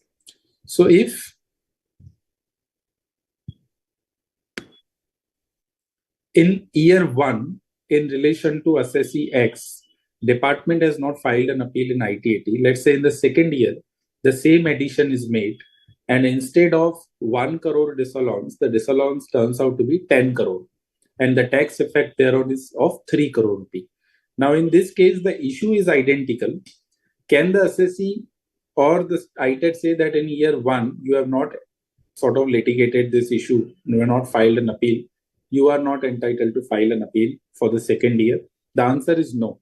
The section specifically says that department is not precluded from filing an appeal on the same issue in case of the same assessee for any other year, or even in case of any other assessee for the same or any other assessment year. So in first example which we discussed, department in year 1, department has not filed an appeal because tax effect kam tha, second year mein tax effect cross ho gaya, so I can file an appeal. But please note, that does not mean that the previous year will stand revived. No, previous year has attained the finality. Now we are talking about year 2. Department can file an appeal. Now let's say on the same issue, there is any other assessee. Instead of Mr. X, the order is passed in case of Mr. Y. Can ITAT take a stand that no, your appeal cannot be admitted because on the same issue you have not filed an appeal in Mr. X, for Y also you cannot be? The answer is no. Section says it has to be a case specific limit, and if in a particular year in relation to particular assessee appeal is not filed or it is withdrawn because of the monetary limit, the department is not precluded from filing an appeal or application in relation to any other assessee on same issue or same assessee in relation to any other assessment year. Now coming to one question, somebody has asked that whether both the limits are required to be considered, or remember as per the revision date is September 24. So we should consider the date for, okay, for exam purpose, I think, see, what was the date when circular came? The circular has been issued on 17th September 2024. And this, what we are discussing today, is for the May exam. So therefore, I think this circular number 9 of 2024, that is part of your exam. So you have to consider the revised one, not the previous one. They have been just kept for your knowledge purpose. Because in some, yes. If in exam the any appeals related date is come before this 17th 9/24, then we have to consider the earlier. Okay, good question. So see what happens. CPDT has issued the instruction earlier, which was this, and then on 17th September another circular was issued wherein the limits have been revised from 50 to 60, 1 crore to 2 crore, 2 crore to 5 crore. Now, it does not mean that the cases prior to September 24, the old limit will apply, and cases post September 24, new limit will apply. That is not the situation. The circular dated 17 September has increased the limit. So irrespective of the assessment year, it has to be seen at the point of time when the appeals are being filed, right? For example, department has filed an appeal before High Court where the tax effect involved was, let's say, 1.5 crore. So it was filed, it was admitted by High Court. Subsequently, the CBDT came out with an instruction from 17 September that appeal will be filed before High Court if the tax effect is 2 crore or more. Now we have already filed an appeal and appeal is already admitted. In that case, practically what happens, department has to withdraw an appeal or the High Court will dismiss an appeal because it is below the tax effect. This is how it happens. Okay, sir. Right? Okay.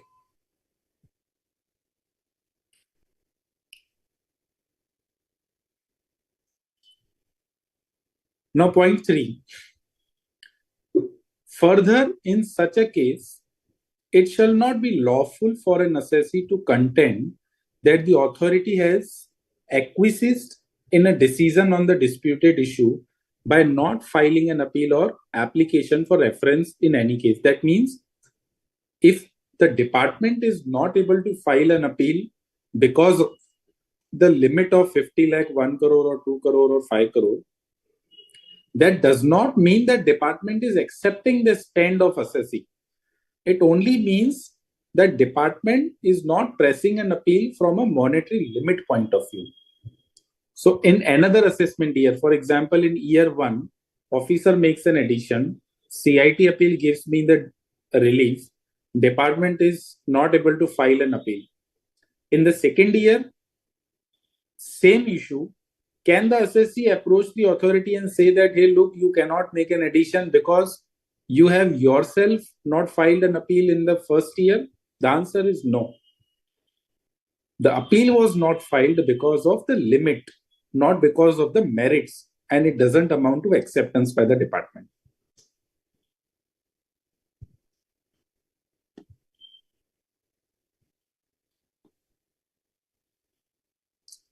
Point 4, just read it, self-explanatory hai. Point 4 and 5.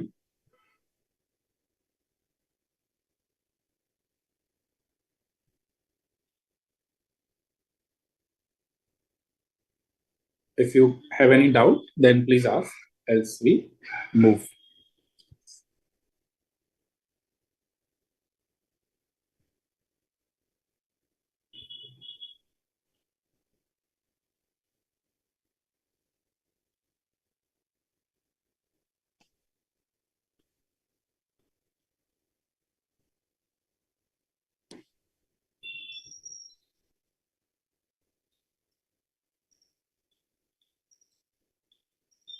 So this is just the reference to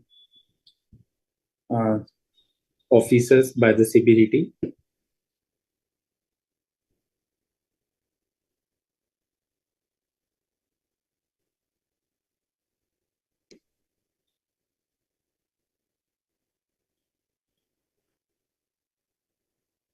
Now we'll discuss some of the exceptions. Exceptions where the decision to file appeal or file SLP. SLP is a special leave petition, special leave of petition, which is filed before the Supreme Court. It shall be taken on merits without regard to the tax effect and monetary limits.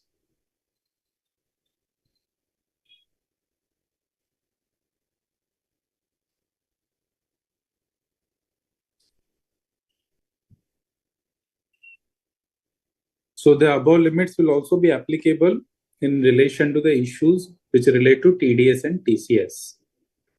In fact, all issues, even the penalties. With the following exception, where the decision to appeal shall be taken on merits without regard to the tax effect. Now, in these cases, department says that if the issue involved in a particular matter is relating to any of these, then you don't have to consider the limits. You go ahead and file an appeal, even if the addition involved is even only 100 rupee of addition. Go and file an appeal till Supreme Court level. We are not going to drop that issue. Now, what are those matters? Where any provision of the Act, rule, or notification issued thereunder has been held to be constitutionally invalid. Now, when will this problem come? Usually at the lower level. For example, I am asking you a question from your testing your GK knowledge. Say, for example, equalization levy provisions you all have sort of discussed and understood. An assessee files an appeal before the tribunal and he challenges the constitutional validity of the equalization levy. He says that the provision relating to EQ levy is contrary to the Constitution of India. It is extraterritorial in nature. And now the question for you is, can ITAT adjudicate that argument and holds that yes, it is against the Constitution of India, or it is not in line with the Constitution, or alternatively, yes, it is in line with the Constitution of India?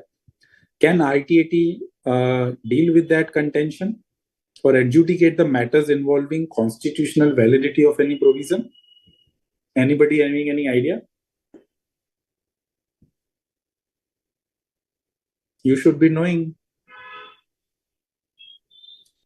6 महीने बाद आप CA बनने वाले हैं.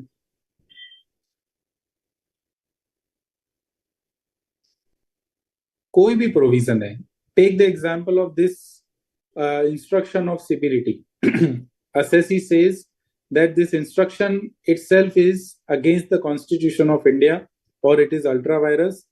And can he approach the tribunal for that, or even CIT appeal? Can they hold the provision of the act or any rule or any notification issued by the government to be invalid and against the Constitution?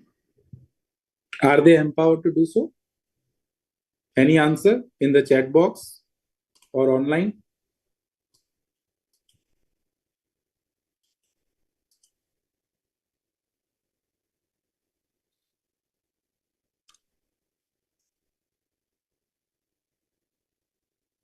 Okay. Advance ruling. Okay. One answer is no, ITAT cannot hold it.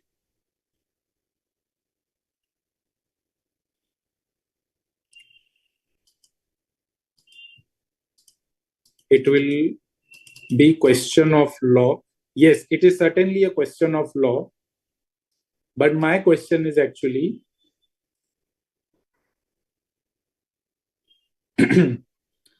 so see what happens in relation to the constitutional validity. Yes, both the answers are right.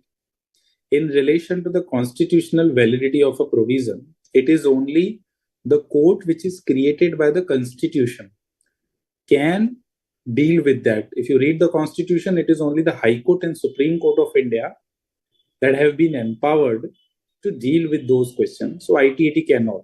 So in the first issue, usually what situations will be covered? If any provision of the Act is held to be constitutionally invalid, then naturally it would be the High Court decision. Against that decision, department can file an appeal before Supreme Court, even if the amount of addition is insignificant, or if there is no addition at all. If the tax effect involved is 0, 1 rupee, 2 rupee, doesn't matter, go to Supreme Court. Second, if the order, notification, instruction, so and so has been held to be illegal or ultra vires the act, or otherwise constitutionally invalid, right? Just read points C, D, and E, and let me know if you have a query.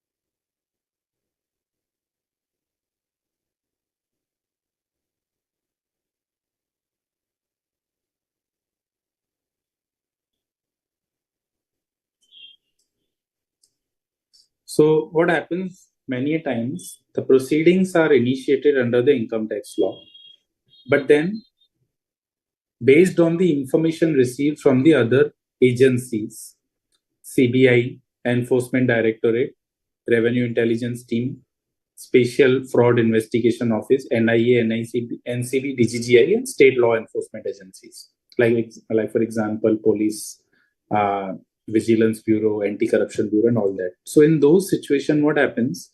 While the issue might have implication under the income tax law, but at the same time, a person may be convicted under the other criminal laws as well. If you give him the relief under the income tax law by not filing an appeal before an ITAT, then many a time an adverse inference or some different inference may be drawn in relation to that matter.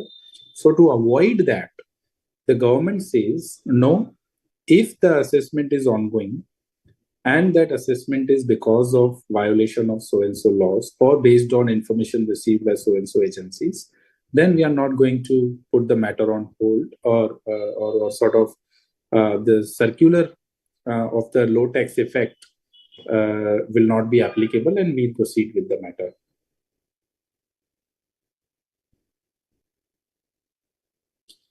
Point D, where the case is one in which the prosecution has been filed by the department in the relevant case and the trial is pending in any court or conviction order has been passed and the same has not been compounded. What does this mean? Have you sort of section 276 or penalty and prosecution chapter has been done, or is it pending?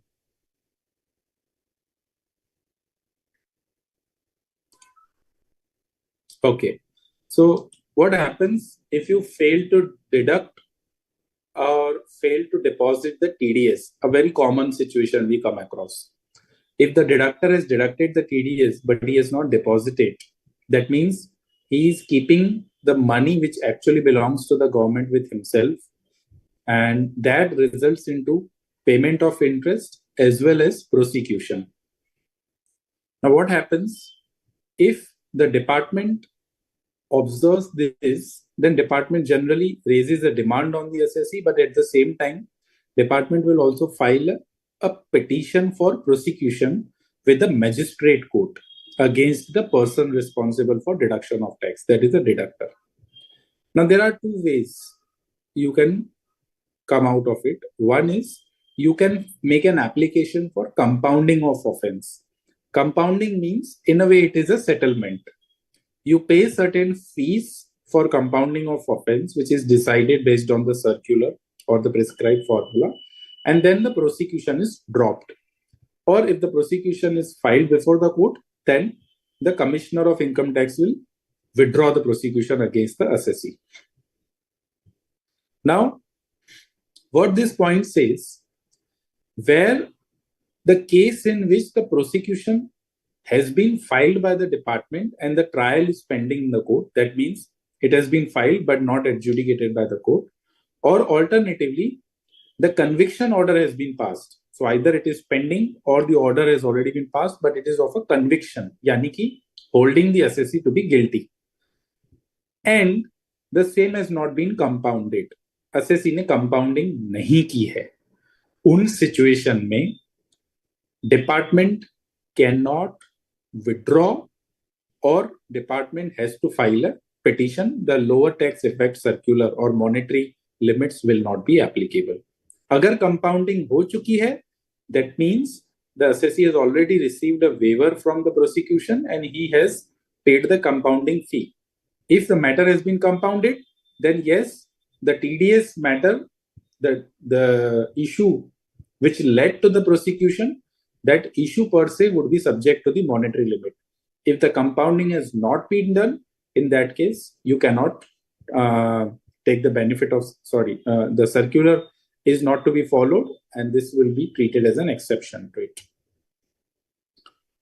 Where the strictures or adverse comments have been passed or the cost has been levied against the Department of Revenue, CBDT or their officer. कई बार ऐसा होता है कि assessing officer, if there is a gross negligence or if there is anything like, for example, principle of natural justice is not followed, at times High Court and Tribunal award the cost, and the individual concerned is liable. For example, officer के ऊपर cost लगा दिया ऐसा बोलते हैं. So individual concerned has been subjected to penalty. In that situation, the CBDT says this matter is not covered by low tax effect circular. You go ahead and file an appeal to the higher authorities. Then point F, where the tax effect is not quantifiable. What are those matters? The approvals under section 12A, 12AA, 12B or 1023C relating to charitable trust. The order which is passed under 263. Now see what happens in case of 263. First, as just we discussed, if it is found that the order is erroneous and prejudicial to the interest of revenue, CIT will direct to the assessing officer to carry out the fresh assessment.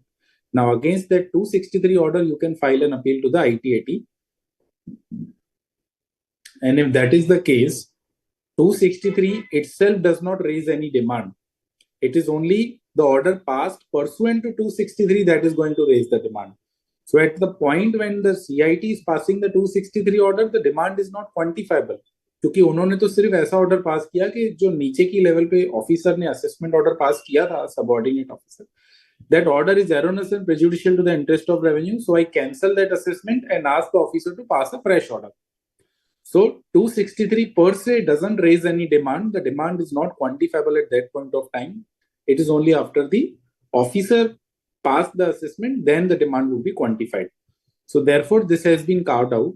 Like in case of 263 situation where demand is not quantifiable, or 12A, 12AA issues, where it is a question of approval or denial of approval to the charitable trust about the exemption, then because the demand is not quantifiable, the appeal has to be pressed before the higher level of authorities.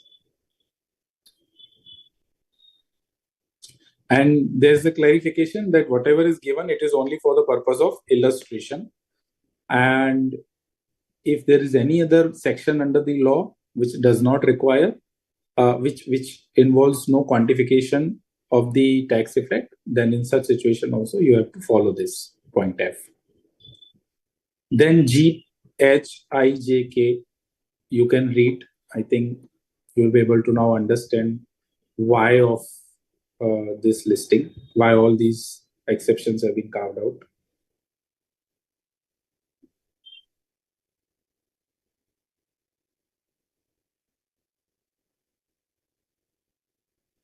Anyone having idea about what is bogus capital gain or loss through penny stock? What is penny stock or what is accommodation entry? Anybody would like to? जिन्होंने tax articleship में tax matters handle किए उनको शायद idea हो.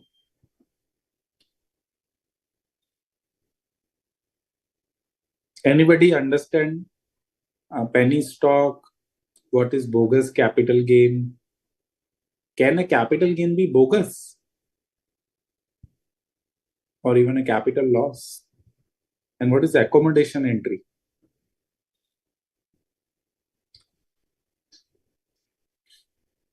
Any of you? Just try, even if the answer is wrong, that's not a problem.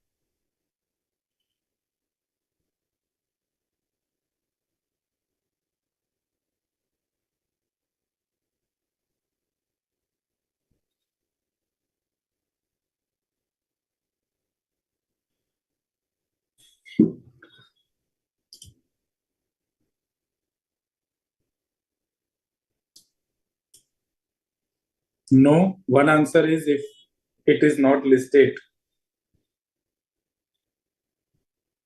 No, that is not the right answer.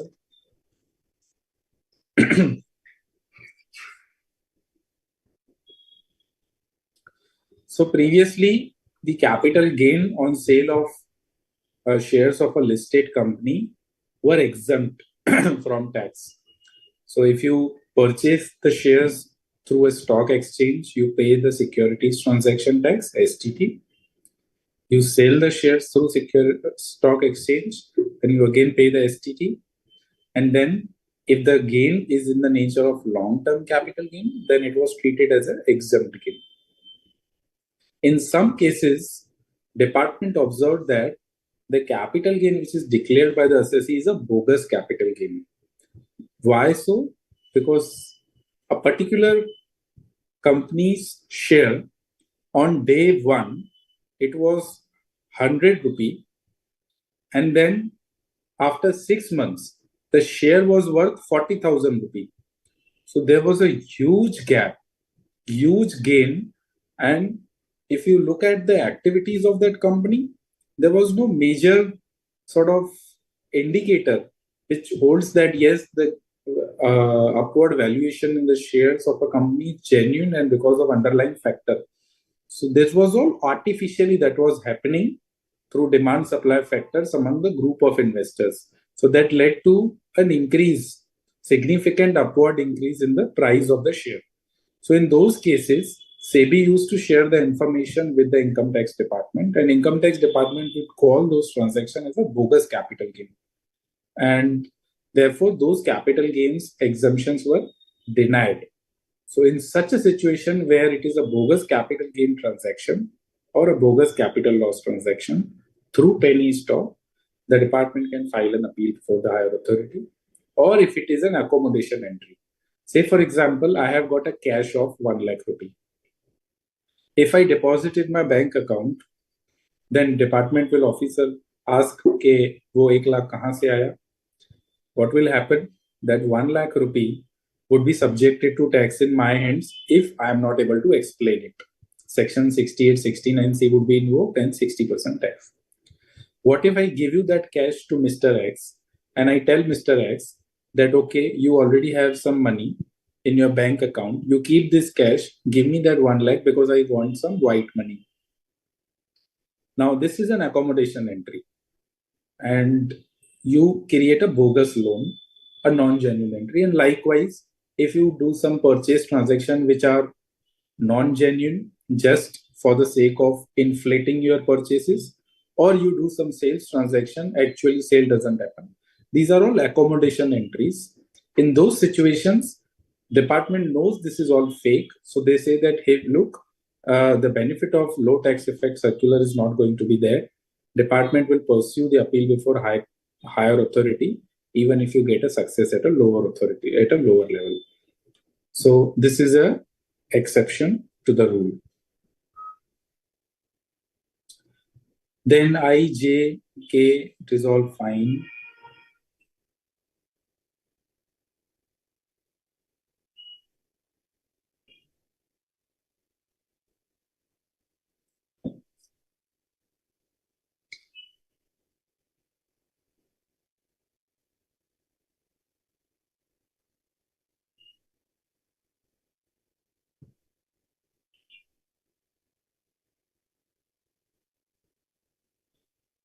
So in I, we are saying if the issue involved is about determination of nature of transaction, so that the liability to deduct TTS or TCS thereon or otherwise is under question. So for example, if there is a characterization issue, let's say you have issued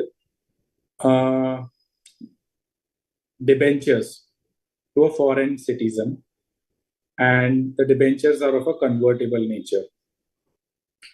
In Indian companies' books of account, we say that whatever we pay on debenture is an interest till the time of conversion. Once the debenture is converted into equity, then it becomes a capital of a company, and whatever you pay, it's a dividend. Whereas in other countries, might possible that the convertible instrument is treated as an equity itself.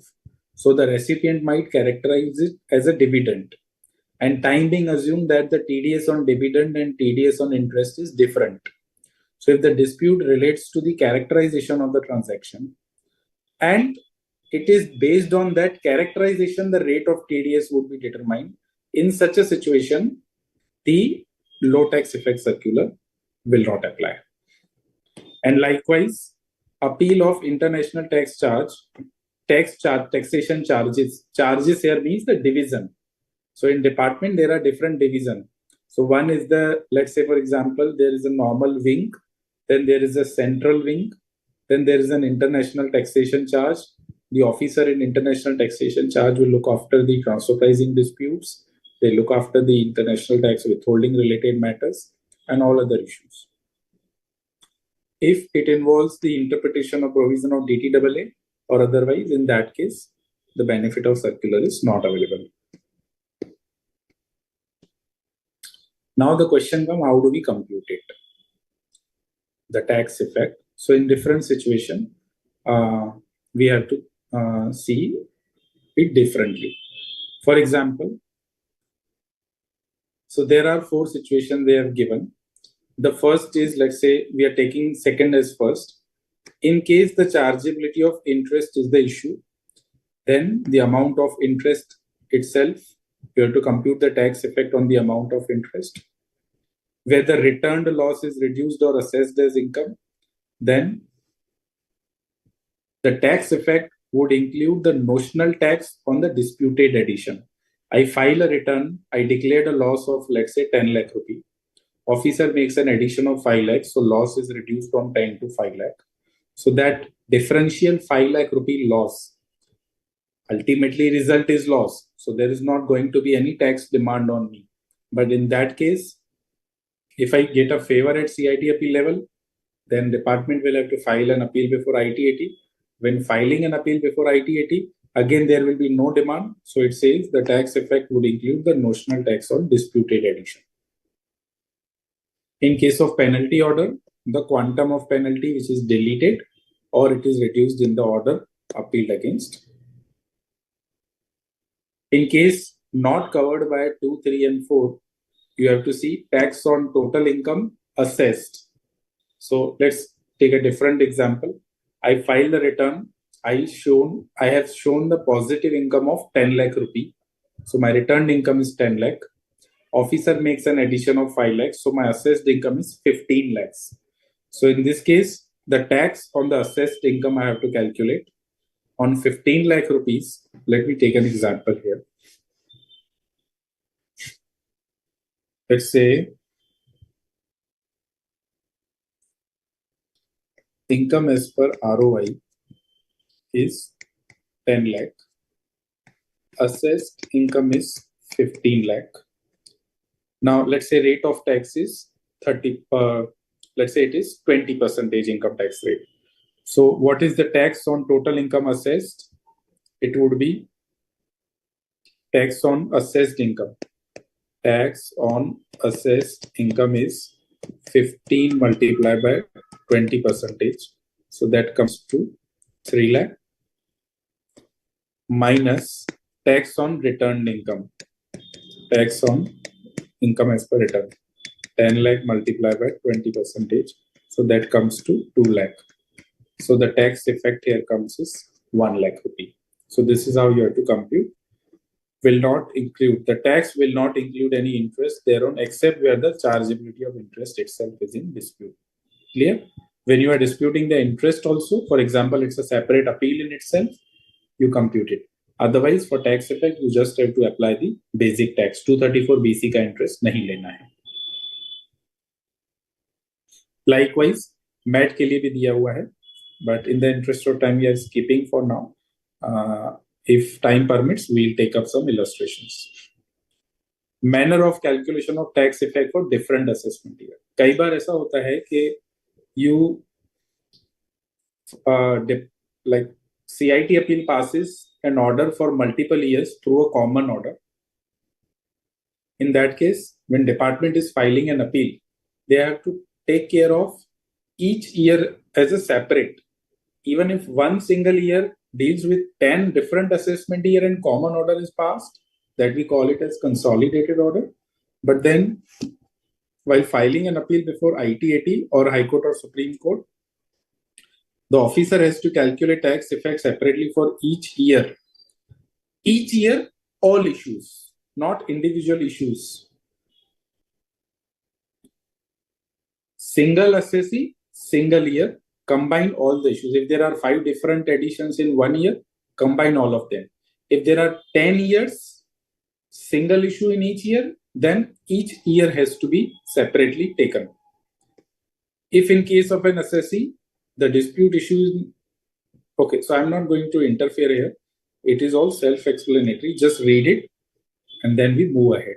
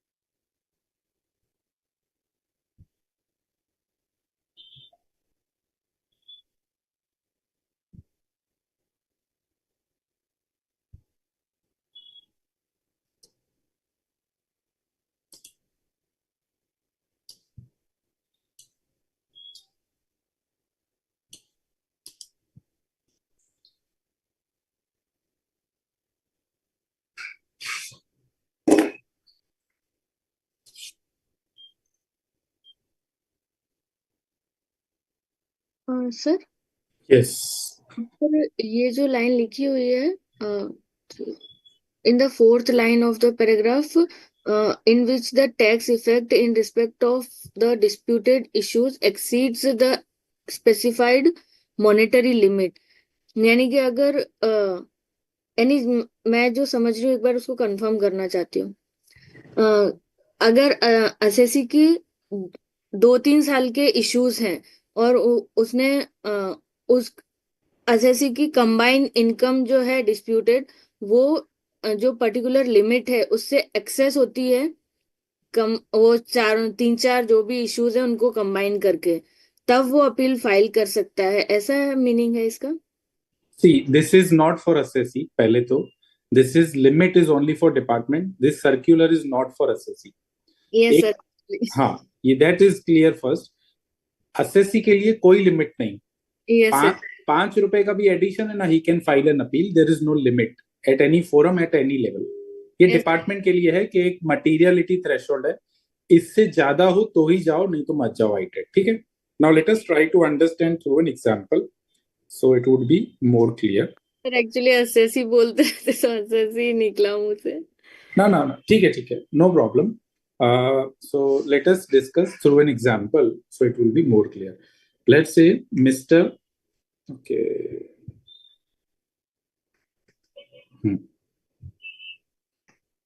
Mr. X उसने return of income file किया, या let's say XYZ limited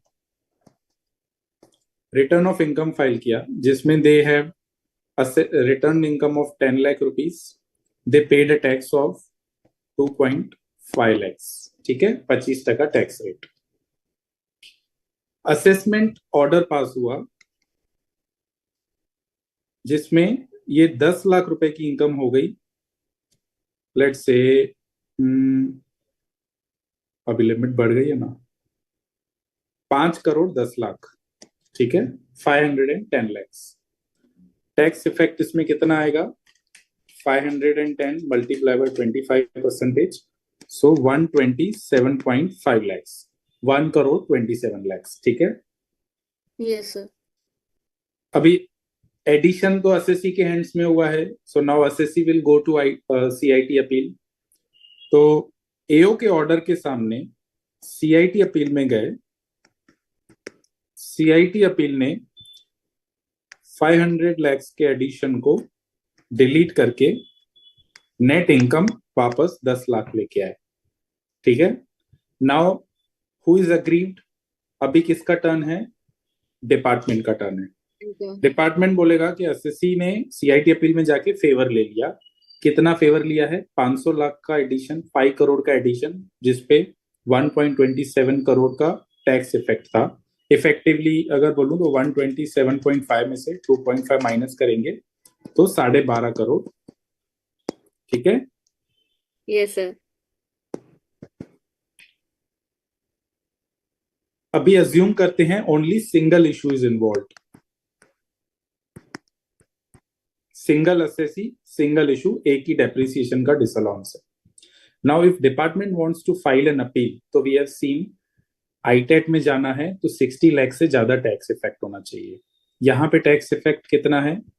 it is more than 60 lakhs. So can department file an appeal? Answer is yes. Now let us say this is assessment year 22-23. assessment year 23-24 same, सब कुछ same effect. एओ ने भी order pass किया, same addition, same 12.5 crore की demand, 1.25 crore की demand,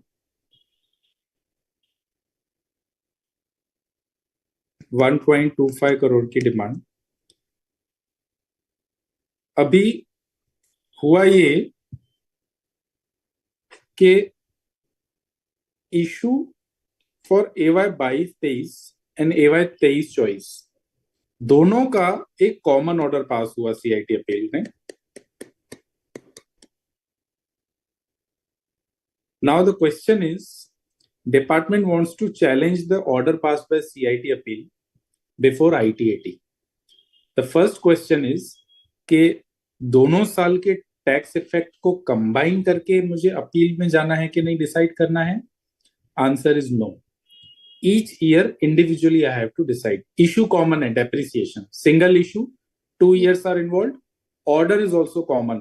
Single issue, single order, but then 2 years. Assessee is again single. तो department appeal file करने के लिए इन दोनों लिमिट्स को कंबाइन नहीं करेगा. Each year will be seen individually. एक साल में लिमिट क्रॉस हो रही है, yes. सेकेंड ईयर में हो रही है, yes. तो दोनों में अलग अलग अपील फाइल होगी. आईटीएटी में अपील हमेशा इंडिविजुअली फाइल होती है, भले ही wise and assessment year wise appeal file होती है. Now let us see in the second year the tax effect is only 5 lakh rupees. 5 lakh का डेप्रिसिएशन क्लेम किया था और उस पर 1.25 लाख का टैक्स इंपैक्ट आया. अगेन सीआईटी अपील ने कॉमन ऑर्डर पास किया. यहाँ पे हमारा 1.25 करोड़ का एडिशन हुआ है, यहाँ पे सिर्फ 5 लाख का. First year में can department file an appeal? Order is consolidated. Answer is yes. Second year, answer is no. Even though the issue involved is common, department would be precluded. Now the question comes: can assessee argue before ITAT कि department ने इस साल में तो appeal file की नहीं है, तो इस साल में क्यों? No, assessee cannot ask because हमने पढ़ा है. Merely because department is not pressed an appeal for any year does not mean department accepts. And secondly, ITAT cannot preclude the department from filing an appeal merely because the appeal is not filed in particular year. Okay, this is one example. Now let us take another example. दो assessee है XYZ, sorry,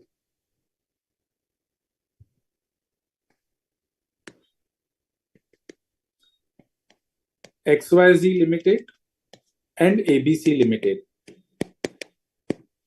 दोनों का return income है 10 लाख 10 लाख. एक का addition हुआ late से 5 करोड़ का, दूसरे का एडिशन हुआ 5 लाख का, छोटा सा ही. दोनों का कंसोलिडेटेड ऑर्डर पास हुआ सीआईटी अपील का. तो in this situation again for departmental appeal और इवन इंडिविजुअली पास हुआ, ऐसा भी मान लो. इस केस में डिपार्टमेंट ने अपील फाइल नहीं की, इशू कॉमन है, issue is common in both the years. भी अलग अलग हो गए ना जी. हाँ, लिमिटेड और एबीसी लिमिटेड तो कॉमन कैसे इशू हुआ ना. आई एम सेइंग कि इशू सेम है, कॉमन है, ऑर्डर अलग अलग आया. Issue okay okay yes yes, order अलग अलग आया, issue is common. Now in one assessee, department cannot file an appeal before ITAT because low tax effect है. Can assessee argue कि उसके केस में तो किया नहीं था तो मेरे केस में क्यों? No, you cannot. It was only because of a tax effect. ठीक है? Clear now? Yes sir. Now in light of now coming to your point, CIT appeal के बाद let's say ITAT भी फेवर देता है assessee को.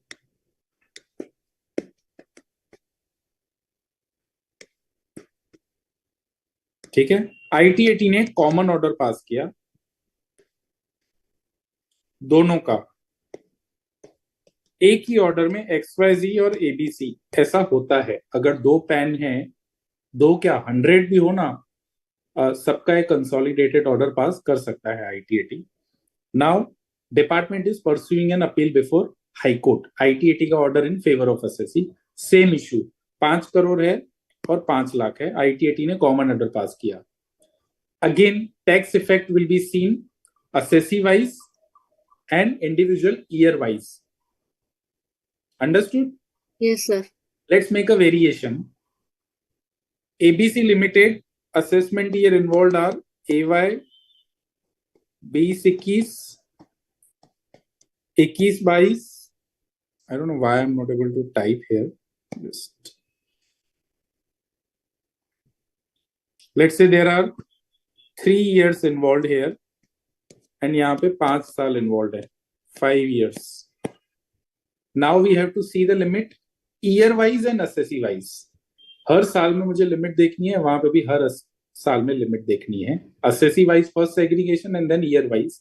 The year in respect of which tax effect is higher, I'll go for it. Clear? Now read this. Now you try to read this. It will be easier to understand.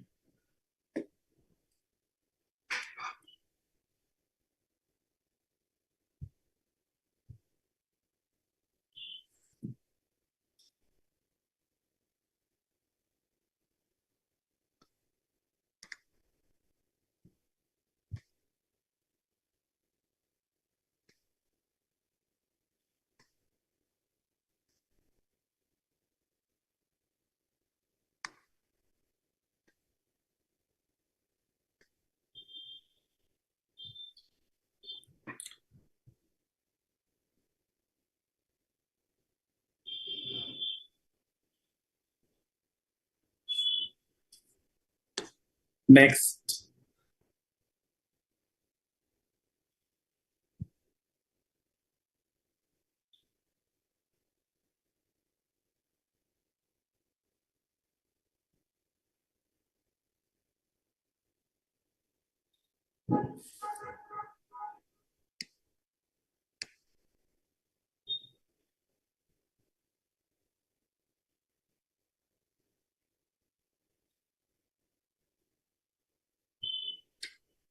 Now let's see cases in respect of which appeal is not filed due to tax effect being less than specified monetary limit, not to have any precedent value. So this is very clear. Just because appeal file nahi kiya, that does not mean department has accepted it. So we are not deliberating on this.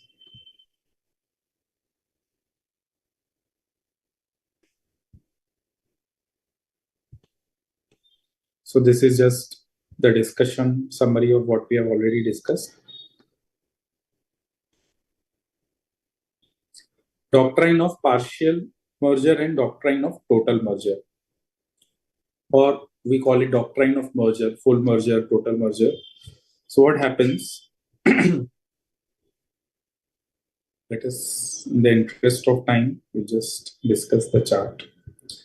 Partial merger and total merger.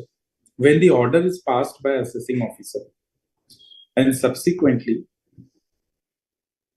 a rectification application is passed by the same officer under 154, or in respect of certain issues, the order is passed under section 263 and revision is carried out.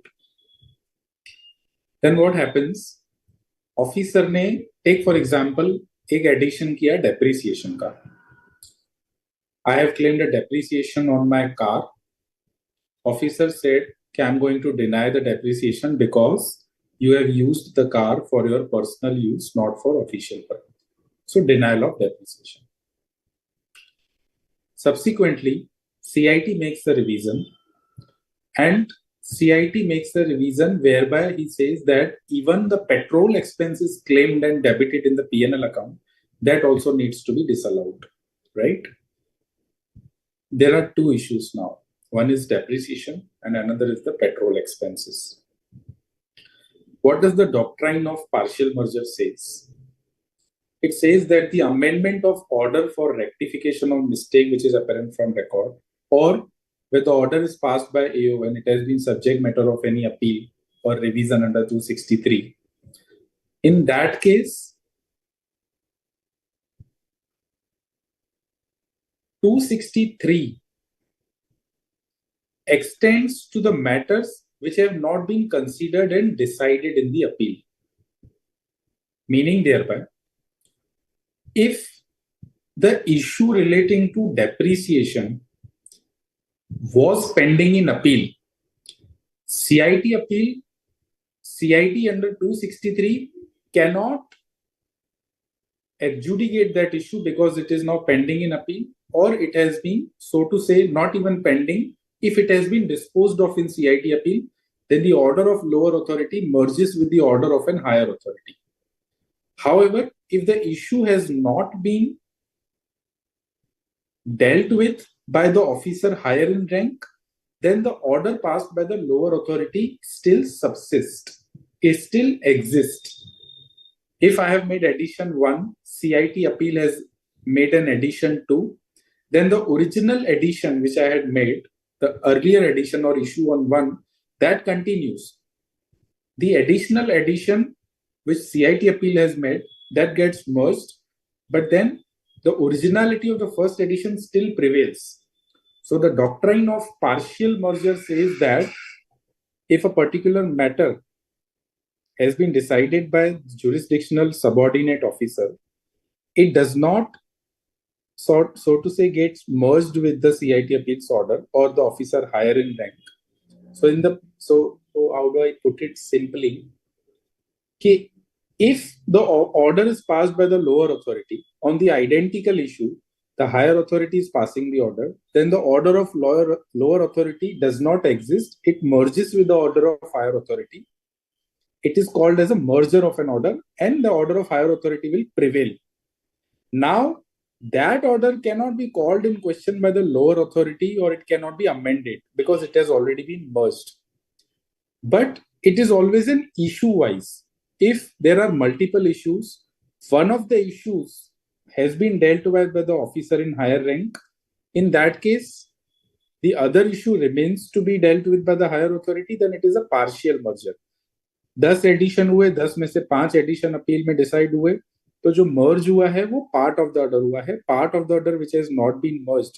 So these are the examples given in the section itself. Say for example, section 154. What does it say? It says the application for rectification can be filed by the assessee, or suo motu it can be done by the assessing officer. But the issue which has already been decided by the CIT appeal, in that relation, you cannot pass a rectification order. You can only pass rectification in relation to the issues which are not decided by CIT appeal. So the order has been partially merged. So it's a partial merger. Look at section 264. What it says? The section says that the commissioner cannot revise any order. I'm reading this. The commissioner cannot revise any order which has been made the subject matter of an appeal to the joint commissioner appeal or commissioner appeal or the appellate tribunal. That means merely because there is a pendency of appeal, that itself precludes you, or even if the matter has not been adjudicated by the CIT appeal and the appeal has been disposed of, that does not allow the assessing officer to carry out any kind of changes because the order of officer has been merged. So these are the examples of partial merger and total merger.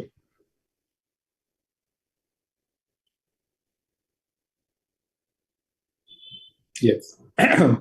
So I think we have got 25 minutes. We'll go a little fast and we'll discuss some of the select case laws. You read the issue at hand and then we discuss the provision. First case law, CIT versus Industrial Development Bank of India Limited. Just read the issue.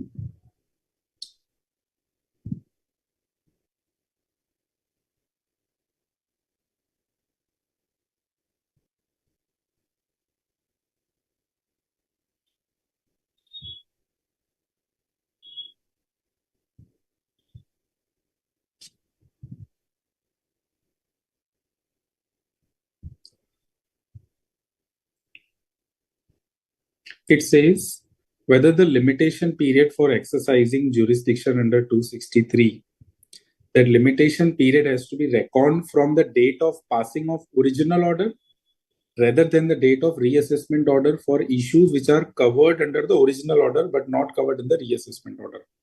So what does 263 says? It says, let's recollect, order is erroneous and order is prejudicial to the interest of revenue, right? Then CIT can do the revision under 263. If the assessment order is passed, let's say in January 24, in January 25, the reassessment order is passed. In the original assessment, officer had made certain inquiries, certain adjustment. In reassessment, he has made certain inquiry and adjustment. Now, this is an example of a doctrine of partial merger. Now, the issue comes under section 263. We have already understood the time limit within which the CIT can make a revision, right? Now, the problem is the time limit is 2 years, as you can see. The revision order shall be made within a period of 2 years from the end of the financial year in which order sought to be revised was passed. Now, the issue is order sought to be revised. So, from which date you have to compute these 2 years? Would it be 2 years from the end of the original assessment year, or it would be counted from the reassessment order? Original assessment order or reassessment order? So, see what the High Court says. Supreme Court.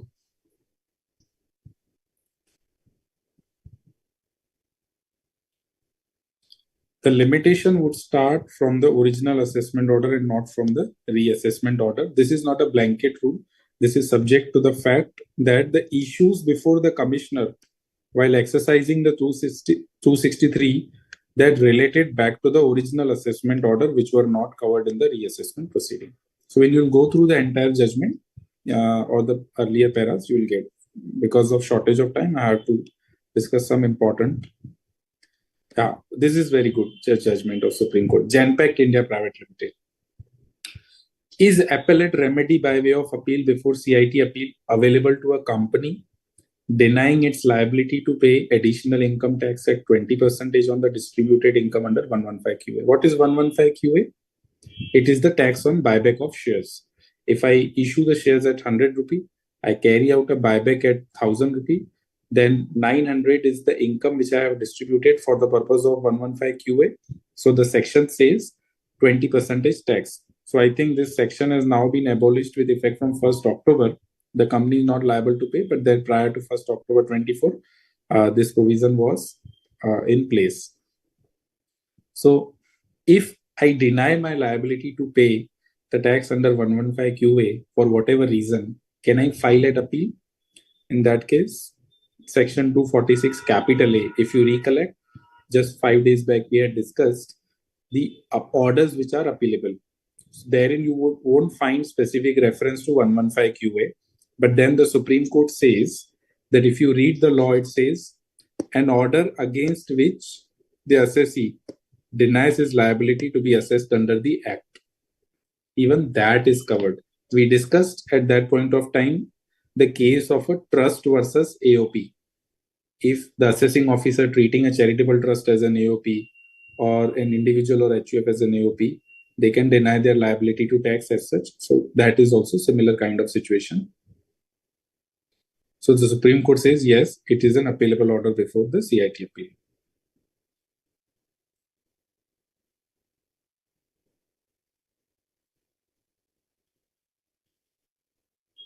Prithvi Broker, again, one of the landmark judgment and always relevant from exam as well as from the practice point of view. I filed the return of income. I forgot to claim the depreciation.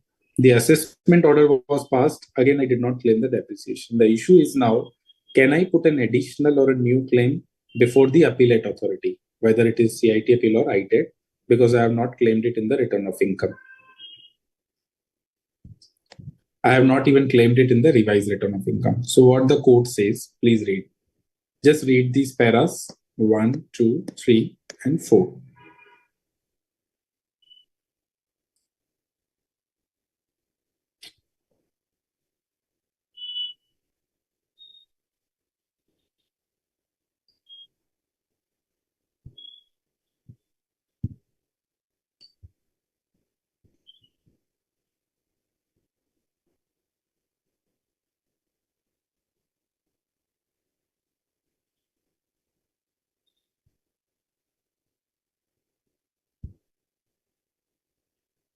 So it is at the discretion of the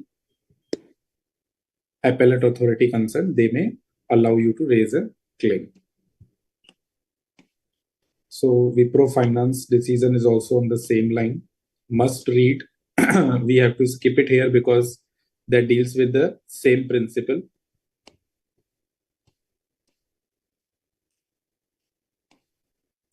I think those which are self-explanatory or repetitive, we will not discuss, except some important ones.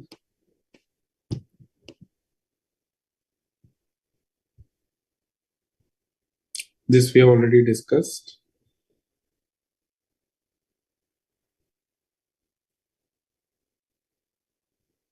Yeah, this is very important. Pepsi Foods Limited, Supreme Court decision, 433 ITR 295.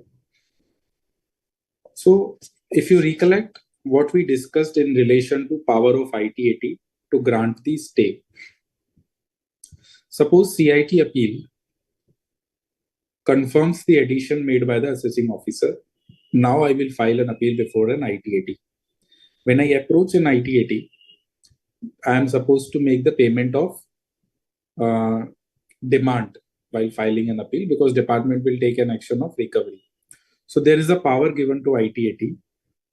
Read third proviso to section 254(2)(a). What it says: where the appeal has been filed before the appellate tribunal, if it is not disposed of within a period of stay or extended period of stay granted by the ITAT, the order of the stay shall stand vacated after the expiry of 365 days, even if the delay in disposing of the appeal is not attributable to assessee.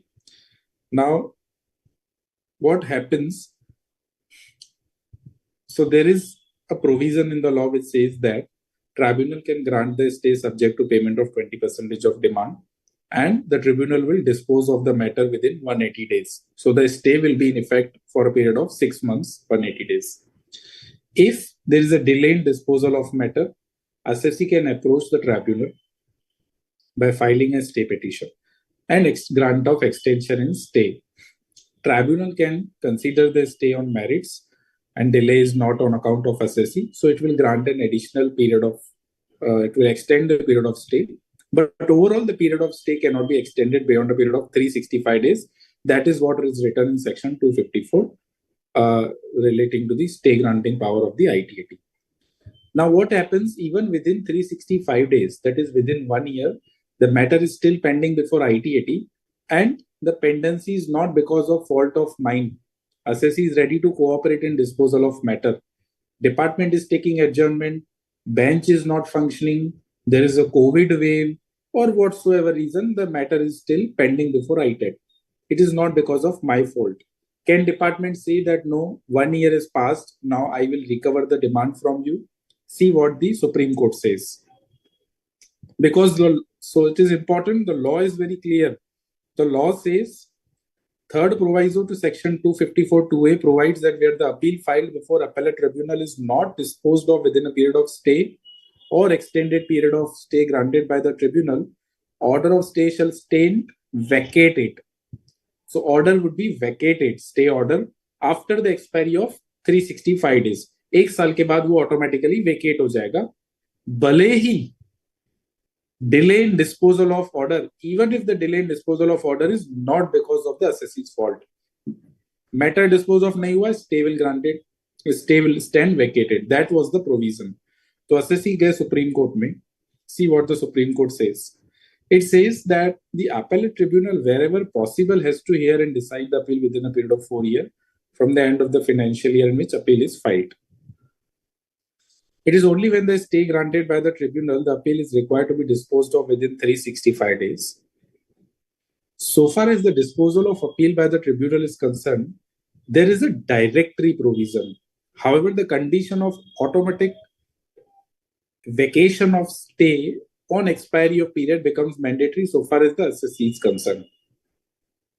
So to cut it short, what the apex court held that the third proviso has to be read without the word even and the word not after the words delay in disposing of the appeal. Now I'll go back to the provision. So what is the provision? Provision ऐसा बोलता है कि अगर 365 दिन के अंदर appeal dispose of नहीं हुआ, भले ही उसमें एसएससी का फॉल्ट हो या ना हो, स्टे उससे ज्यादा आपको नहीं मिलेगा, आपको टैक्स भरना ही पड़ेगा। आप टैक्स भर दो, फिर आप जीत गए तो आपको पैसा वापस मिलेगा, लेकिन आपको डिमांड तो भरनी पड़ेगी, बिकॉज अपील लेवल पे आप हार गए हो, सीआईटी अपील लेवल पे आप हार गए हो। what is the language? The order of stay shall vacate after the expiry of 365 days, even if the delay in disposal of appeal is not attributable to the assessee. assessee का कोई fault ही नहीं है delay होने में. Even if delay is not because of assessee, order of stay will vacate, मतलब वो nullify हो जाएगा, उसका कोई इफेक्ट नहीं रहेगा, भरो पैसा। अभी सुप्रीम कोर्ट क्या बोलता है कि अगर डिले assessee के वजह से नहीं है, तो जो ये वर्ड इवन है,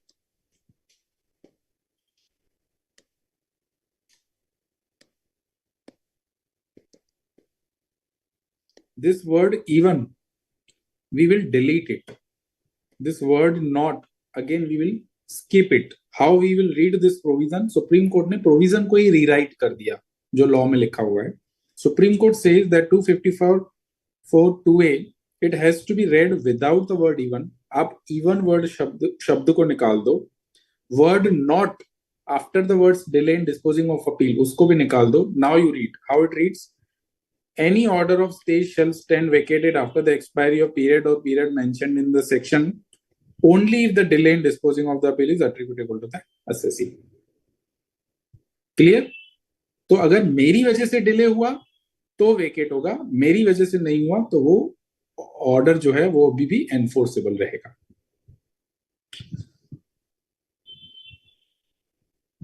So I think rest of the decisions we are not discussing right now because more or less we have already covered in our discussion. You can definitely go through the same, and in the next session we can touch upon, this is important, transfer pricing related. This one we will discuss, and then we'll jump upon one small chapter in chapter 17. SAP Labs India Private Limited. So as we discussed, the appeal before High Court can be filed if the issue is or the matter is involving question of law. What is question of law or substantial question of law rather, we already discussed. Now issue comes where it is a transfer pricing adjustment. कई बार TP adjustment में क्या होता है कि you see आपने X margin declare किया हुआ है and you have identified the comparables. Now in comparable identification process you follow some search methodology. आपने for example IT company TCS, it will say Infosys is comparable, Wipro is comparable, Mindtree is comparable, Persistent System is comparable, XYZ, all that. Department बोलता है कि नहीं, Persistent System is not comparable with TCS, IBM is not comparable with TCS because IBM is manufacturing laptop also, it is providing IT service also, we are not going to take it as a comparable, just a hypothetical situation. Now this is a question of fact. Can we go to the ITAT? Answer is yes. Can we go to High Court? Prima facie answer is no. This is what exactly was laid down by the Karnataka High Court in a particular decision. Matter went to Supreme Court. Supreme Court says, hey, wait. While the issue of determination of arm's length price is a factual analysis, but in certain situations, we will allow you to file an appeal before High Court. What are those situations? Say, for example, while determining the ALP, arm's length price of a transaction, tribunal has to follow the guidelines which are provided in chapter 10. अगर उन guidelines को follow नहीं किया गया in letter and spirit, that would be treated as a question of law, not a question of fact. अगर tribunal ने या फिर the authorities have not followed rule 10A to 10E, that will also be treated as a question of law. So likewise, a lengthy decision is there. You can read it, but in principally, they are saying even the transfer pricing issue will be treated as substantial question of law if there is a perversity in the order or the guidelines have not been followed in letter and spirit. So with this, we are coming to an end of chapter 16. Now we'll spend next some time on our very small chapter. I don't know how many pages, very few pages, 3-4 pages are there. So let us discuss dispute resolution. Now, please see chapter 17 relates to dispute resolution committee. It is different from dispute resolution panel. How? Dispute resolution panel is the panel consisting of collegium of commissioner, 3 commissioners. They will sit together and adjudicate the dispute arising on account of transfer pricing matter.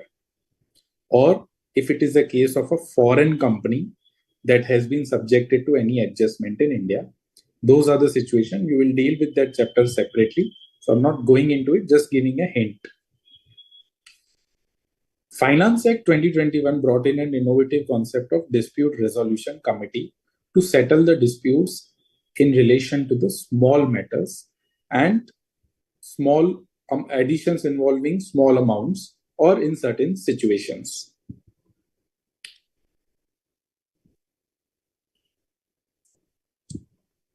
Section 245 NA, it authorizes the central government to constitute one or more dispute resolution committee. There can be several dispute resolution committees. Now, what would be the constitution of those committees? It will consist of, let me see, 2 members who will be the retired officers from the IRS, Indian Revenue Service, who have held the post of at least a CIT or any equivalent or even a higher post for 5 years or more. So dispute resolution committee will consist of, one committee will consist of 3 members, out of which 2 members would be retired officers of the Indian Revenue Service who have served the department as a commissioner or a higher post for a period of 5 years or more. It will also consist of 1 existing or serving officer who is not below the rank of principal commissioner or commissioner as may be specified. So 1 would be from the existing team, 2 would be from those who have taken a retirement. The terms, the period of appointment shall be for a period of 3 years or it may be extended. Procedural provision, not much to discuss. What is important or heart of the provision we'll touch, that is Rule 44 DAB, which matters the DRC would resolve. It would resolve the dispute in case of a person who opts for the dispute resolution under this chapter for dispute arising from any variation in the specified order and the one which fulfills the specified condition. So this is the heart of the chapter, specified order and specified condition. These two you have to remember come what may, because this is important. Specified order and the specified condition. This is the heart of the chapter. Application before DRC shall be filed with a fee of 1,000 rupees. That's fine. Now, what is specified order? Section 245 MA, explanation B. Read with Rule 44 DAD, 44 DAD, Clause 2. Specified order in relation to a dispute under Section 245 MA means. Now, means indicates it is an exhaustive. In Section 246 capital A, which relates to orders which are appealable before CIT appeal, the language was identical. Only in following order, the usage of the word was following. There you have to file an appeal only if the order is one of those. So it was also exhaustive. This is also exhaustive. A draft order referred to in 144C in respect of a person in whose case variation arises as a consequence of the order of TPO or a non-corporate or a non-resident. An intimation under 143(1) processing the income tax return, normal 143(1) adjustment or TDS and TCS का adjustment. Any order passed by the assessing officer which relates to assessment or reassessment, again same, except an order passed in pursuance of direction of DRP. DRP की direction के बाद order pass हुआ, that means 3 commissioners ने already review कर दिया, उसके सामने आप वापस कमिश्नर के पास डीआरसी के थ्रू नहीं जा सकते. एक बार डीआरपी में से होके ऑर्डर आया final order, you can't go to DRC. Normal assessment order reassessment order है, Even if involving TP adjustment, you can go to the dispute resolution committee. Please note, there is a difference between DRP and DRC. DRP is in section 144C. DRC is section 245 MA, which we are discussing right now. Any rectification order under 154, any order in relation to TDS or TCS proceedings. Now, in respect of which following conditions are to be satisfied. Now we are talking about the quantum, because the scheme is only in case of a small variations. Variation involving less than 10 lakh. अगर 10 लाख से ज्यादा addition का amount है, या फिर और and the return has been furnished by the assessee for the assessment year relevant to such order and total income as per return doesn't exceed 50 lakh. So मेरा returned income 50 lakh से कम होना चाहिए, जो एडिशन हुआ उसका क्वांटम 10 लाख से कम होना चाहिए, and the order is not based on जो असेसमेंट ऑर्डर पास किया या कोई भी तरीके का ऑर्डर पास किया, it is not in pursuance of situation C1, 2, 3. ये 3 सिचुएशन के अलावा होना चाहिए. सर्च मैटर नहीं होना चाहिए 132 एंड 132A. सर्वे वाला मैटर नहीं होना चाहिए. Information received under an agreement under 1990A. 1990A क्या बोलता है? It empowers the government of India to enter into DTAA with the foreign country. अगर ये 3 सिचुएशन है तो वो ऑर्डर एलिजिबल नहीं है. और अगर आपका 50 लाख से कम है रिटर्न इनकम, एडिशन 10 लाख से कम है और ये तीनों सिचुएशन नहीं है ऑर्डर में, तो in that case you can apply to the DRC. Now we saw the specified order. Now let us now see what is the specified condition. There are additional conditions also. The assessee should not be a person in respect of whom the order of detention has been made under the FEMA or Conservation of Foreign Exchange and Prevention of Smuggling Activities Act. Sorry, not under FEMA, but under this act.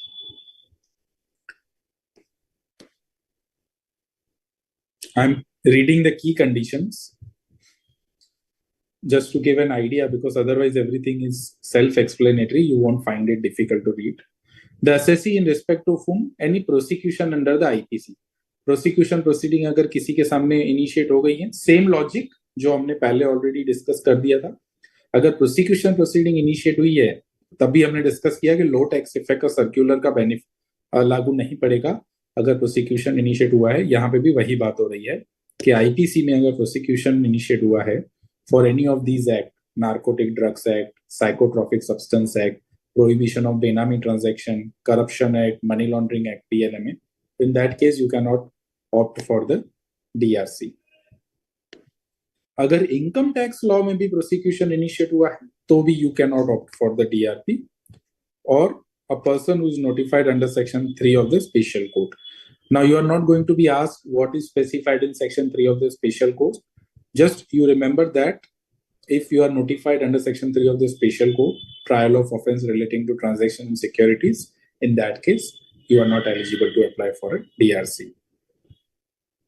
In addition to this, Rule 44 DAD also provides certain additional condition, like the issue doesn't relate to the proceeding under the black money law, or the condition which we already discussed are satisfied.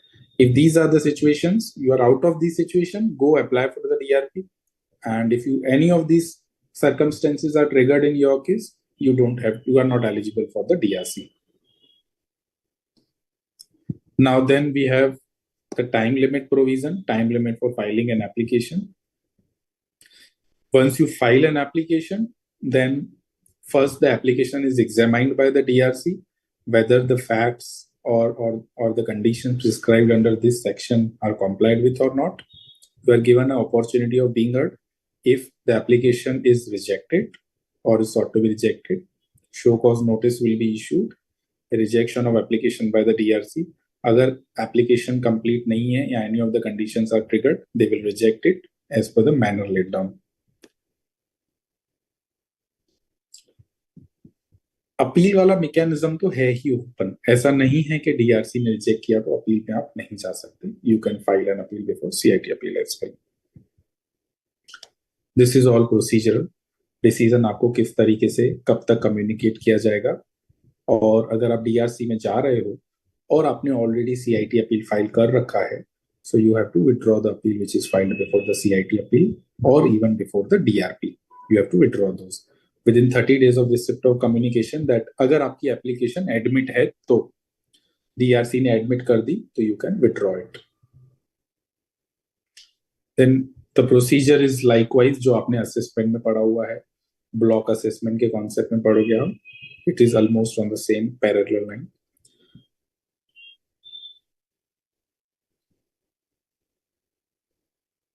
Order to be passed within 6 months from the end of the month in which the application is admitted, not filed. जिस month में आपने file की इसके बाद admission का process होगा, admission के बाद 6 मंथ्स के अंदर आपको ऑर्डर सर्व किया जाएगा. एंड ऑर्डर सर्व करने के बाद असेसिंग ऑफिसर जो है based on direction of DRC he will pass a modified order and serve a revised demand notice. अगर कोई डिमांड है तो इट इज अ सेटलमेंट, तो डिमांड तो रहेगा ही. फिर आप डिमांड का प्रूफ जो है वो डीआरसी को सबमिट कर दो. हाँ, एक सबसे बड़ा जो फायदा है वो स्कीम का ये है कि the DRC is empowered to grant you the immunity from the prosecution as well as waiver of penalty. अगर डिमांड सेटल हो चुकी है, DRC is satisfied, then you will be granted the immunity from prosecution and penalty proceedings. अगर आप CIT appeal वाले root में जाते हो तो जहां पे हमने वो देखा था कि अगर असेसमेंट ऑर्डर के सामने you will be already sort of having a separate session on penalty and prosecution. उसमें सेक्शन 270 कैपिटल ए है जहां पे अंडर रिपोर्टिंग और मिस रिपोर्टिंग ऑफ पेनल्टी की बात होती है. If it is an issue involving under reporting of income और अगर आप टैक्स पे कर लेते हो तो पेनल्टी वेव हो जाता है अंडर 270 AA. अगर मिस रिपोर्टिंग का केस है तो आप उसको डीआरसी रूट में लेके आ सकते हो. आप यहाँ पे सेटल कर दो तो आपको डीआरसी वेवर दे सकता है. It is a discretionary power. So with this, I think we have discussed on the key provisions. It is all procedural, giving effect to the order of DRC. If there is any question, you are welcome to ask. Otherwise, we can conclude with the today's session.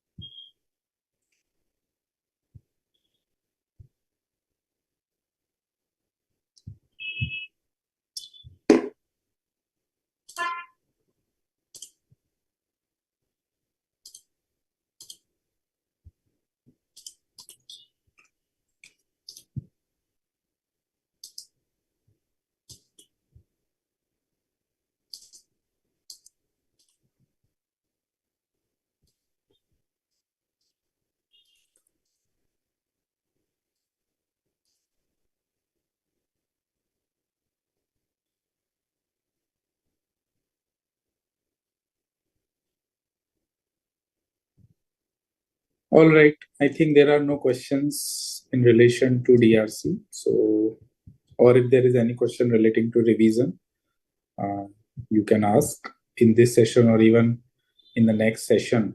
If there is anything after reading this, anything is not clear, we can discuss towards the end of the session, next session. ठीक है, अशोक जी, shall we conclude with the session? Thank you. Good night, everyone. Good night. Thank you, sir. Thank you.